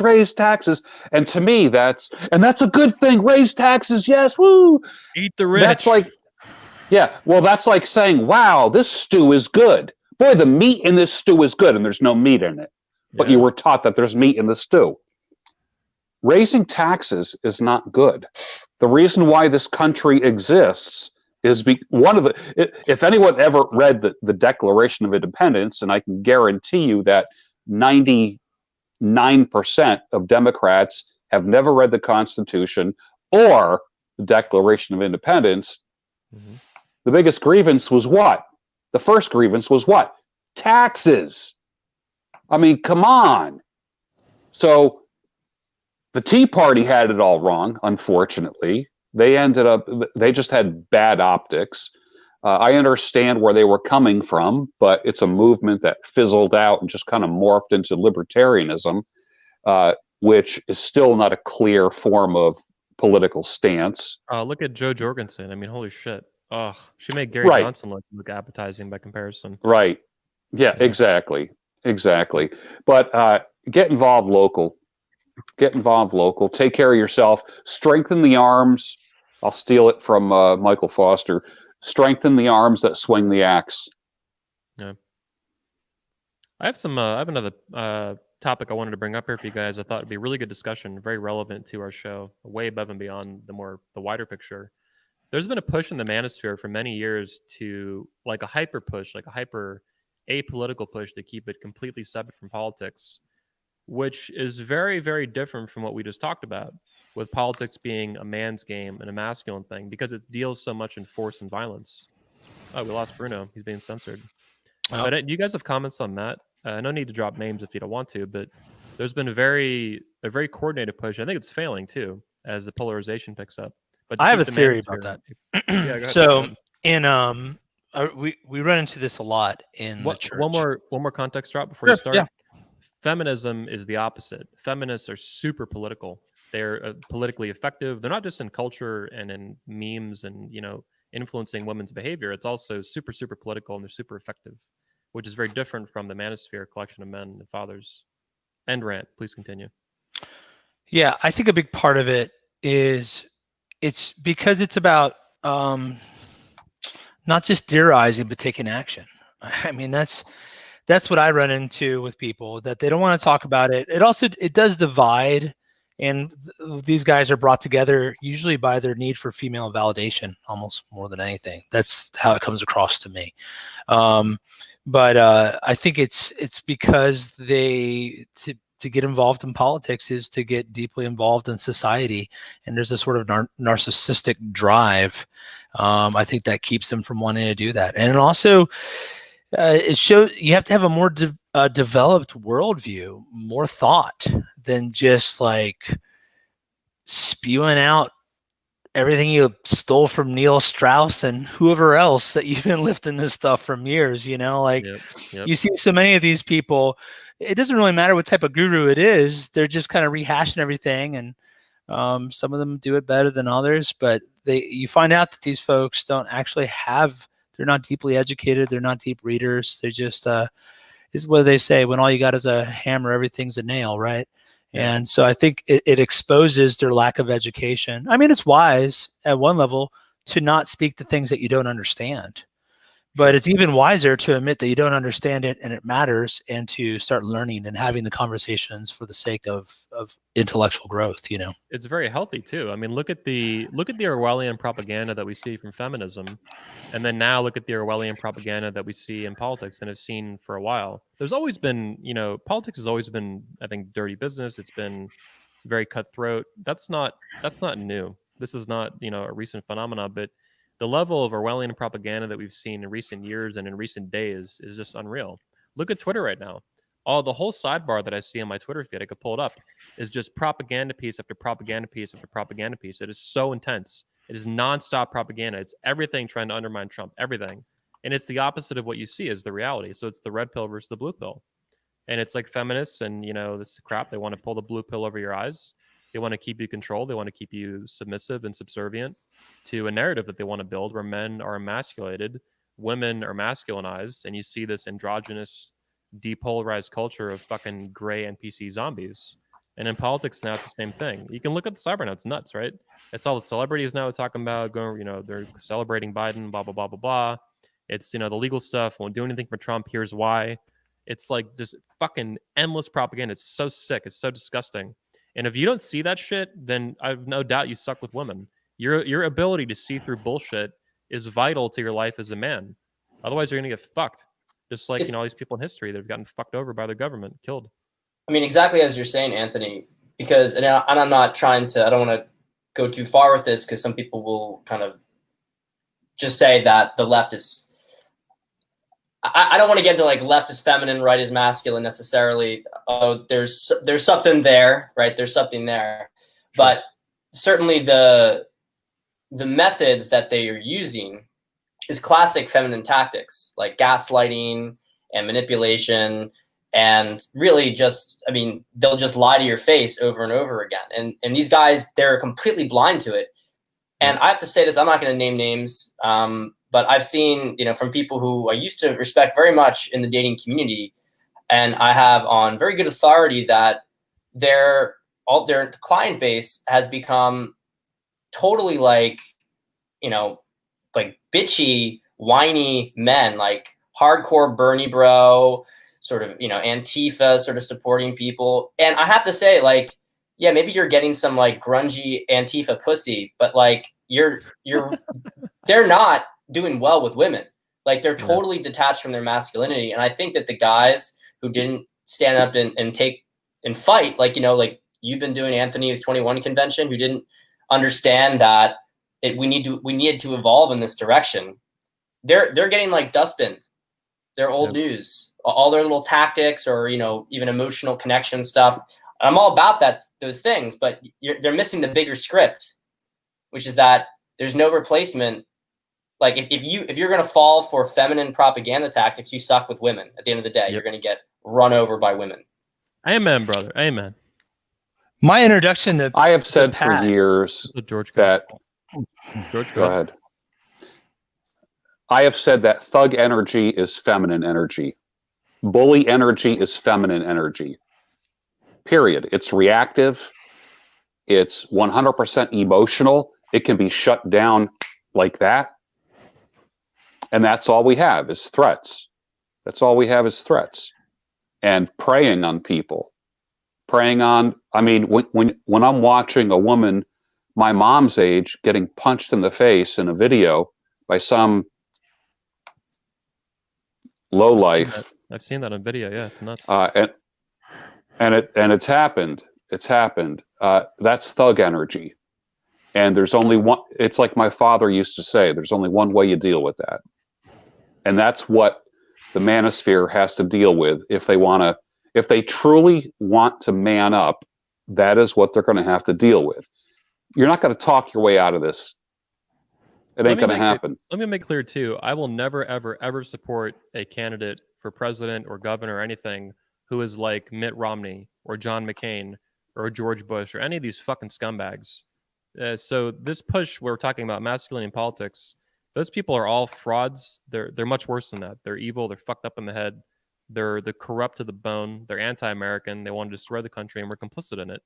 So nothing. You know, if you were looking at, you know, I was in high school in 2004. Bush versus John Kerry. This is a total fucking sham. None of this has anything to do with what we're talking about now. And the same was true in 2000, and the same was true in 2008, and the same was true in 2012. 2016 was the first real election we had in America in a long time, at least since 1984. So yeah, I just want to make it clear, like, I will never be a shill for these fucking rhinos and these fucking frauds and these fucking fakes and these fucking losers and these fucking pussies. This has nothing to do with any of that crap. And I don't want to ever see anyone I'm around endorse that crap. And I'll be very combative if I do. Like, I don't like that at all. It's crap. It's 95% as bad as endorsing these fucking communists and shit and socialists. It's disgusting. Michael, do you want to comment? I know. Sure. I'll draw some connections here. So my introduction to Pat, I didn't know who Pat was. I didn't know who a lot of people were in this space like 2 years ago. But a certain guy did not like Pat Stedman at all and was railing against them. And I was like, what's this all about? You know, like, and, you know, you can't help it when someone's like warning you about someone, you want to go find out like what their deal is. So I started following Pat. And I follow people on and off, you know, you kind of unfollow, follow. And I was like, I don't know, this seems like pretty good, pretty right on. I don't understand what this guy's problem is. Why does he have such a problem? And then Pat did this whole thing where he was mocking the red pill for like for a couple of weeks. It was great content. But here's my takeaway. It's very much like a woman that poisoned the well to gossip and tear people down with words and not let the best idea win. And not let they don't want there to be a marketplace of ideas because they can't compete. And that's how the left is winning right now. Their ideas are crap, right? They sound good on paper, but they never work, right? And anyone that understands the history and sees it or has any experience in power. And so how these things are in common is folks that are really good at talking and really good at packaging and flattering and kind of playing a particular narrative, like the narrative of fear, right? The black pill. That's all Joe Biden is, right? Though you listen to everything he does is fear. In the same way in the manosphere, there's guys that are like peddling fear and cynicism. And if there's anyone that says anything different than that, they talk about how they're purple pill or weak or whatever. And that's them because they can't actually critique the ideas. So they just use labels to kind of shut the conversation down. And that's the same thing you see in women. Men, what we do, we either beat the hell out of each other with our fists and come to respect one another. I mean, how many close friends did you have in high school that you got in a tussle with? I had quite a few. Yeah. Or you tussle it out through words and ideas and debates, and you come to realize where you're different.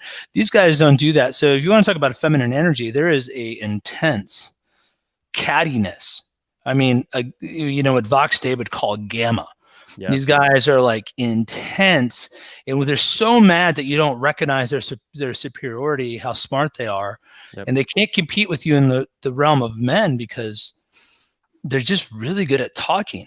And some of them have. I want to add a comment here that I don't oppose labeling, classifying certain ideas if you're justified and you have a reason for it, like a train of thinking. I don't oppose labeling, classifying ideas as blue pill, red pill, purple pill, or black pill, or whatever, white pill, all this crap, right? What I'm opposed to specifically is labeling people as blue pill, red, all this stuff, right? That's a much slipperier slope. Super, super dangerous. Because Make your case, right? Make your case.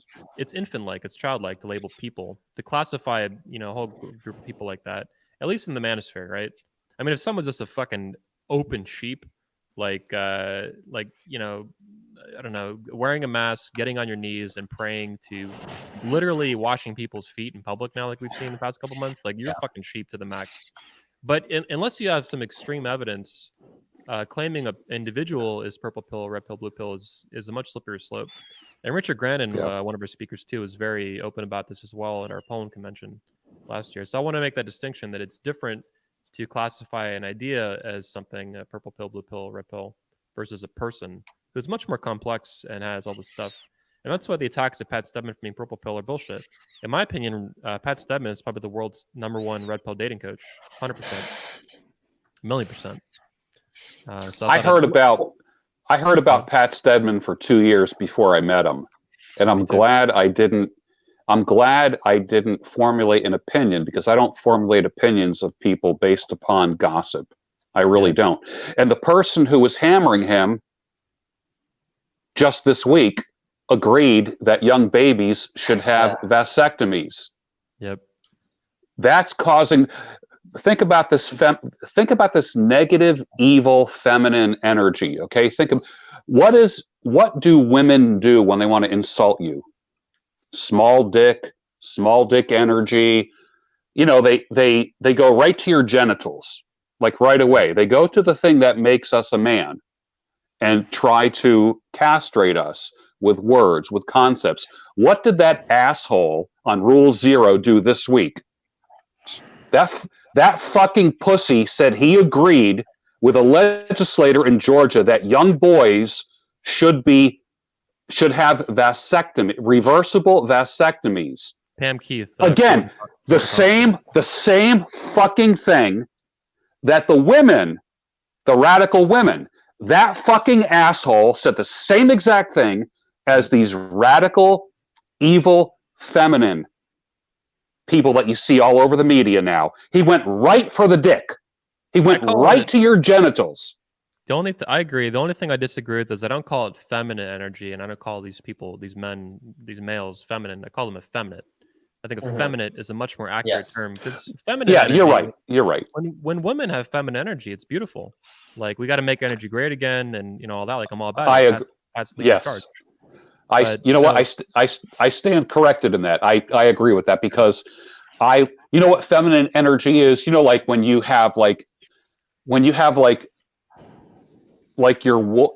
your velour wolf blanket up with push tacks on the window as a curtain, and you have like a milk crate bookshelf, and you bring a girl over and she says, you know what, this place needs a woman's touch. Now that can go too far too, but the idea of, rather than just putting the box of pizza on the coffee table, she'd rather put the pizza on plates and make a salad for you rather than eating out of the box while you're Netflixing and chilling. Okay.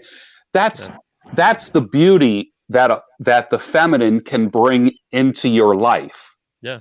So I agree with you. Feminine energy really is very creative. It's beautiful. It's soothing. Not to parrot Jennifer, but that very controversial video that she said, where she said, fuck the war out of men. Like, you've been killing people all day long. You're soaked in blood. Okay, come on in. Let me make you dinner. You don't have to kill anyone anymore. You're home. Everything's cool. And you know what? That's really cool. I like that. And I embrace that. And that's the kind of woman that I want in my life. Michael Foster made a statement somewhere. I don't know where it was, in somewhere on video, where even the Bible talks about men being effeminate. Right, Michael? First Corinthians. Sure. So in 1 Corinthians 6:9, there's 2 words used for homosexuality, and modern translators get it wrong. They think it's pitchers and catchers, right? The guy that's giving, the guy that's taking. Actually, it's malakoi and arsenokoite. Arsenokoite is what we think of as someone that engages in homosexual sex, right? Actually, 2 same sexes.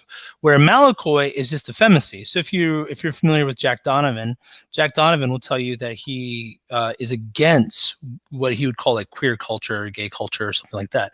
That's malakoi. Right, that's being effeminate. And so it's hilarious. You read the early church, you read guys like Clement. He'll talk about these guys who would shave their beards to try to get baby faces to pick up chicks. Like Clement's going after these guys. And so he's saying it's effeminate because they're like denying some of their masculine essence or whatever. And so to be effeminate, like for a woman to be feminine, beautiful. Yes. Right. But for a cat to bark, that's unusual. Right. That's not. And so I always tell people, my wife is my feminine side. I don't have a feminine side. Like I need a wife because I need that I need feminine energy. I need the feminine in my life. And that's why I get that from my wife. I'm all man all the time.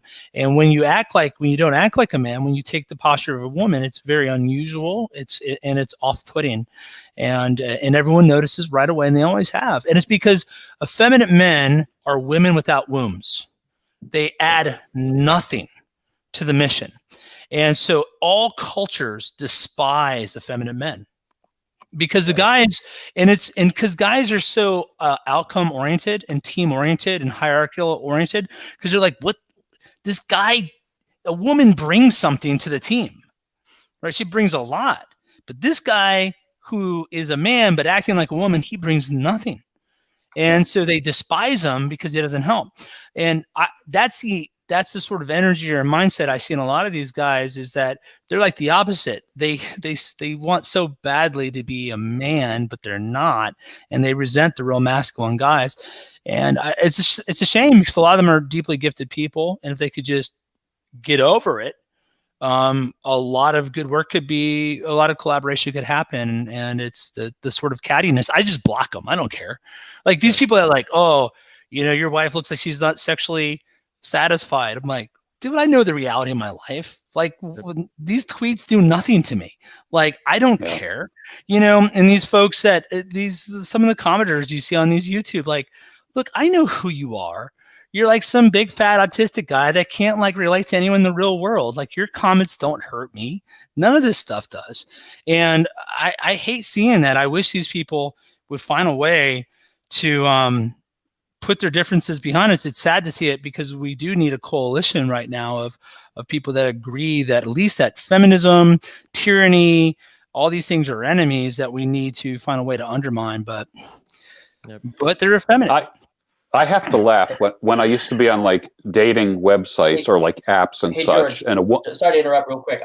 Guys, I got to head out now. I'm about to tap that on time. Okay. So I appreciate you guys having me on. Yes, and sir. Thank you, Pat. We've got a fun month ahead, but I think I'm hoping by the end of the month, but certainly no later than mid-December, we're going to have this whole thing wrapped up. And it's going to be the biggest, I almost feel bad for them. It's going to be the worst month of their lives.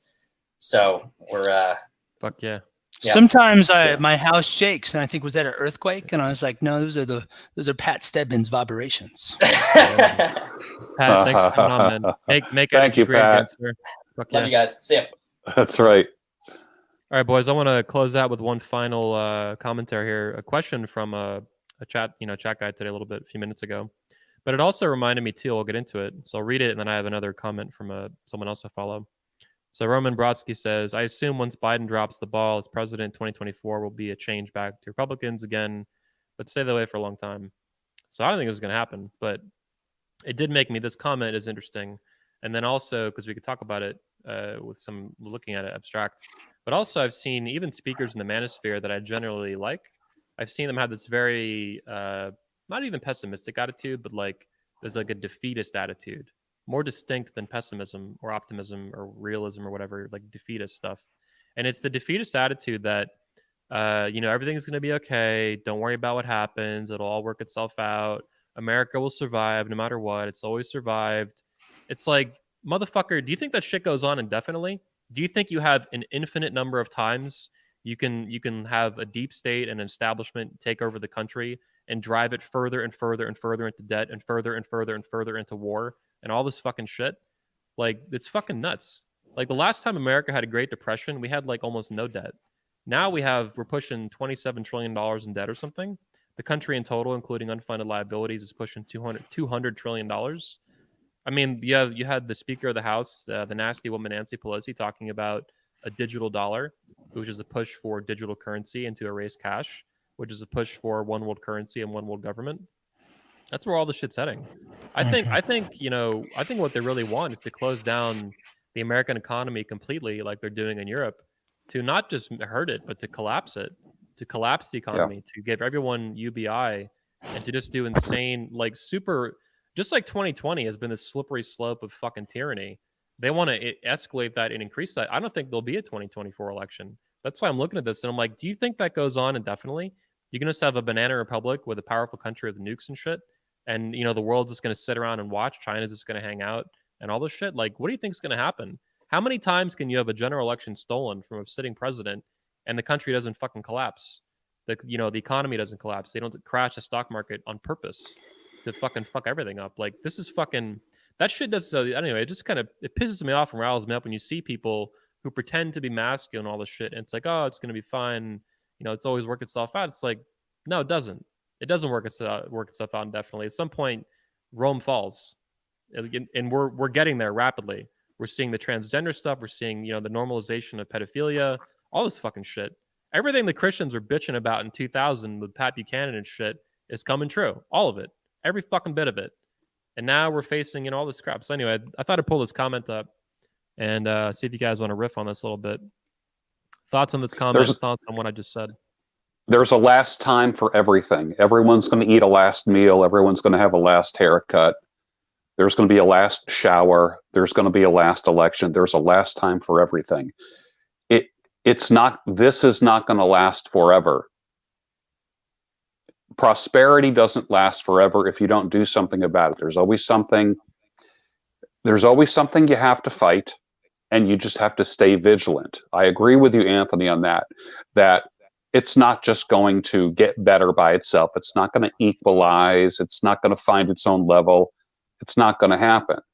Every bit of freedom just give up your guns. It's going to be fine. Don't worry. It'll work itself out. Just give up your guns, dude.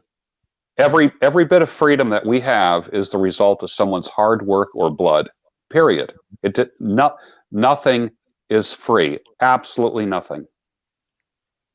I mean, what I would say is, I was actually talking to a good friend about the problem of money, right? That money has no inherent value. It's a fiat currency, right? And so assets have real value. And I was telling him, we're just talking about like what happens when our money inflates or deflates or whatever. And his whole mindset was based on the last like 40 years or like the last 50 years. And I'm like, look, that's a drop in the bucket, man. Like you are assuming that this system is going to continue exactly how it has just for the last 40 years, where, there was a time when there was an income tax. There was a time when there was a gold standard. There was a time where there wasn't a huge welfare state. That was FDR that created that. There was a time where states were closer to countries than they were the administrative states that we see now. That's all they really are. Yeah. These things, there's been rapid changes in America, and everyone acts like that those changes aren't going to continue, and they're not going to continue in a particular direction that they've gone, which is increasingly federal, increasingly fake in terms of our economy, right? Propped up by all sorts of manipulations and fiat currency. Fake money.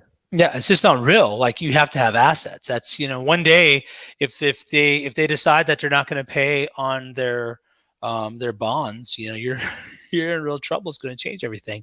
And don't think that our competing nations don't realize that how vulnerable we are. They just have to. It's mostly because USD is a reserve currency for China right now that's propping us up for the moment. But that could change. Who knows? So I think it's weird that folks just assume that things are going to continue as they have. I'll also say this.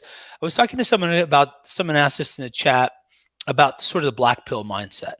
And they're telling me all this research, like women are the worst they've ever been. It's going to continue on this line, and here's where society is going to go.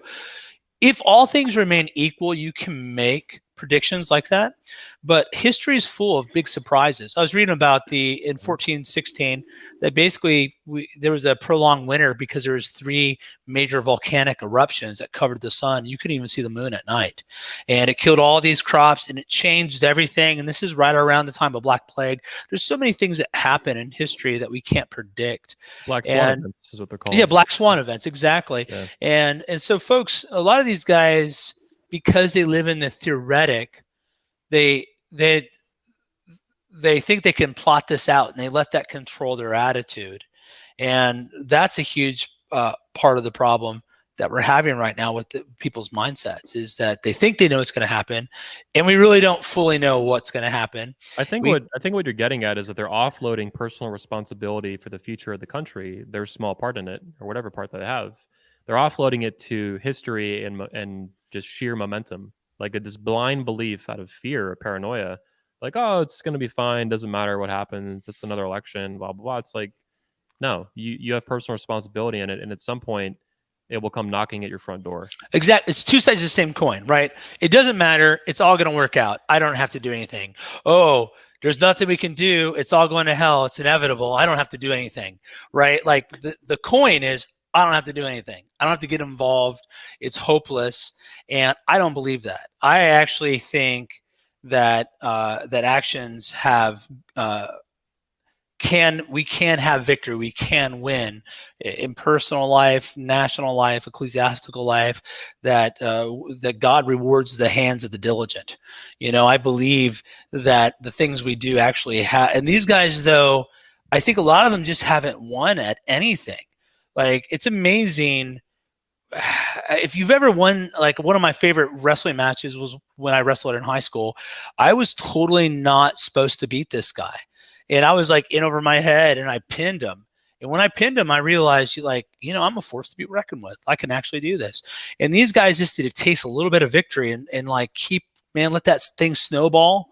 And we actually can, but not if you have this defeatist mentality that uses your limited understanding of history to keep you from taking action. And that, I think that's to be a masculine man is to be a man of action, to not just be hearers of the word, but to be doers of the word, to get things done. Yep. All right, yeah, guys, I agree. go ahead, George. Yeah, I even saw bumper stickers and memes that said "Asteroid 2020." Yeah. Remember that? Yeah. Just like, give it up, like, let asteroid come quickly, and then it would end everything. Or the other thing would be Trump is what winning looks like. Remember the hashtag winning? Was that a Charlie Sheen thing? Winning. Remember that? Yeah. Yep. And I don't think that conservatives or Republicans or freedom lovers have completely defined. If you talk to 10 people what freedom or what winning looks like, you're going to get 20 different answers. I think they need to get into a big room and say, okay, what does winning look like? Is Trump in the White House? Does that mean winning? The last 4 years have been very stressful with Trump. Even though when I wake up in the morning, I love it when I wake up and Trump is president. I love that. But it has been stressful. And I think it's this in the past 4 years, that was one of the reasons why I shut off the media completely, 100%, and don't watch TV. And I'm so unplugged from it. And I just feel great. And I'm very positive and optimistic about everything. But what does winning look like? I think winning is when we are making a lot of money, taking care of our family. We have little government interference. I want government to be afraid of me instead of me being afraid of my government. Right now, everyone's afraid of the government. Simple as that. Yeah. I think winning is freedom. Like real individual rights, hardcore Declaration of Independence, freedom, life, liberty, the pursuit of happiness, the right to own property, the right to defend yourself, freedom, freedom, freedom, freedom, freedom. None of this this positive freedom crap, the freedom to not, be poor, the freedom not to be hungry, all this bullshit the FDR tried getting in with his Bill of Rights that he made up in the 30s or whatever. Yeah, so to me, winning is freedom. True, no bullshit, zero compromise, freedom. And Trump has been a major push in that direction. Ron Paul, I think, set the stage in 2008 and 2012 for these ideas to be more popular outside of like hardcore libertarian circles and infect the Republican Party in a positive way. Rand Paul has been carrying that torch intellectually. But Trump has done stuff in his own boisterous way that's just been badass. And I want to see it continue, and I hope it does. I think it's just going to happen. People underestimate Trump consistently for decades. And they consistently have a pie thrown in their face at the end of the day. So the people who doubt him, I know they'll just throw it back at us, but I really think they're setting themselves up for a massive, freak out and scream fest in a couple weeks. And let's see what happens. I think that's why, they're pushing so hard against that, the Supreme Court judge. They didn't expect that to happen at the last minute. And son of a bitch, it did. And here we are, and let's see what happens. I think we're going to round out the show. It's been a little 2 hours now. Any final comments, gentlemen? It's been good. Yeah, it's been awesome conversation. All right. Well, let's say we'll round out the episode today then. Thank you, George Bruno. Thank you, Michael Foster. Thanks earlier to Steve Burley and Pat Stedman. We'll see everybody next week on the Redman Group, episode 125, Saturday, probably 11:30, 12 p.m., something like that. Peace out. See you next week. God bless America. God bless the Manosphere.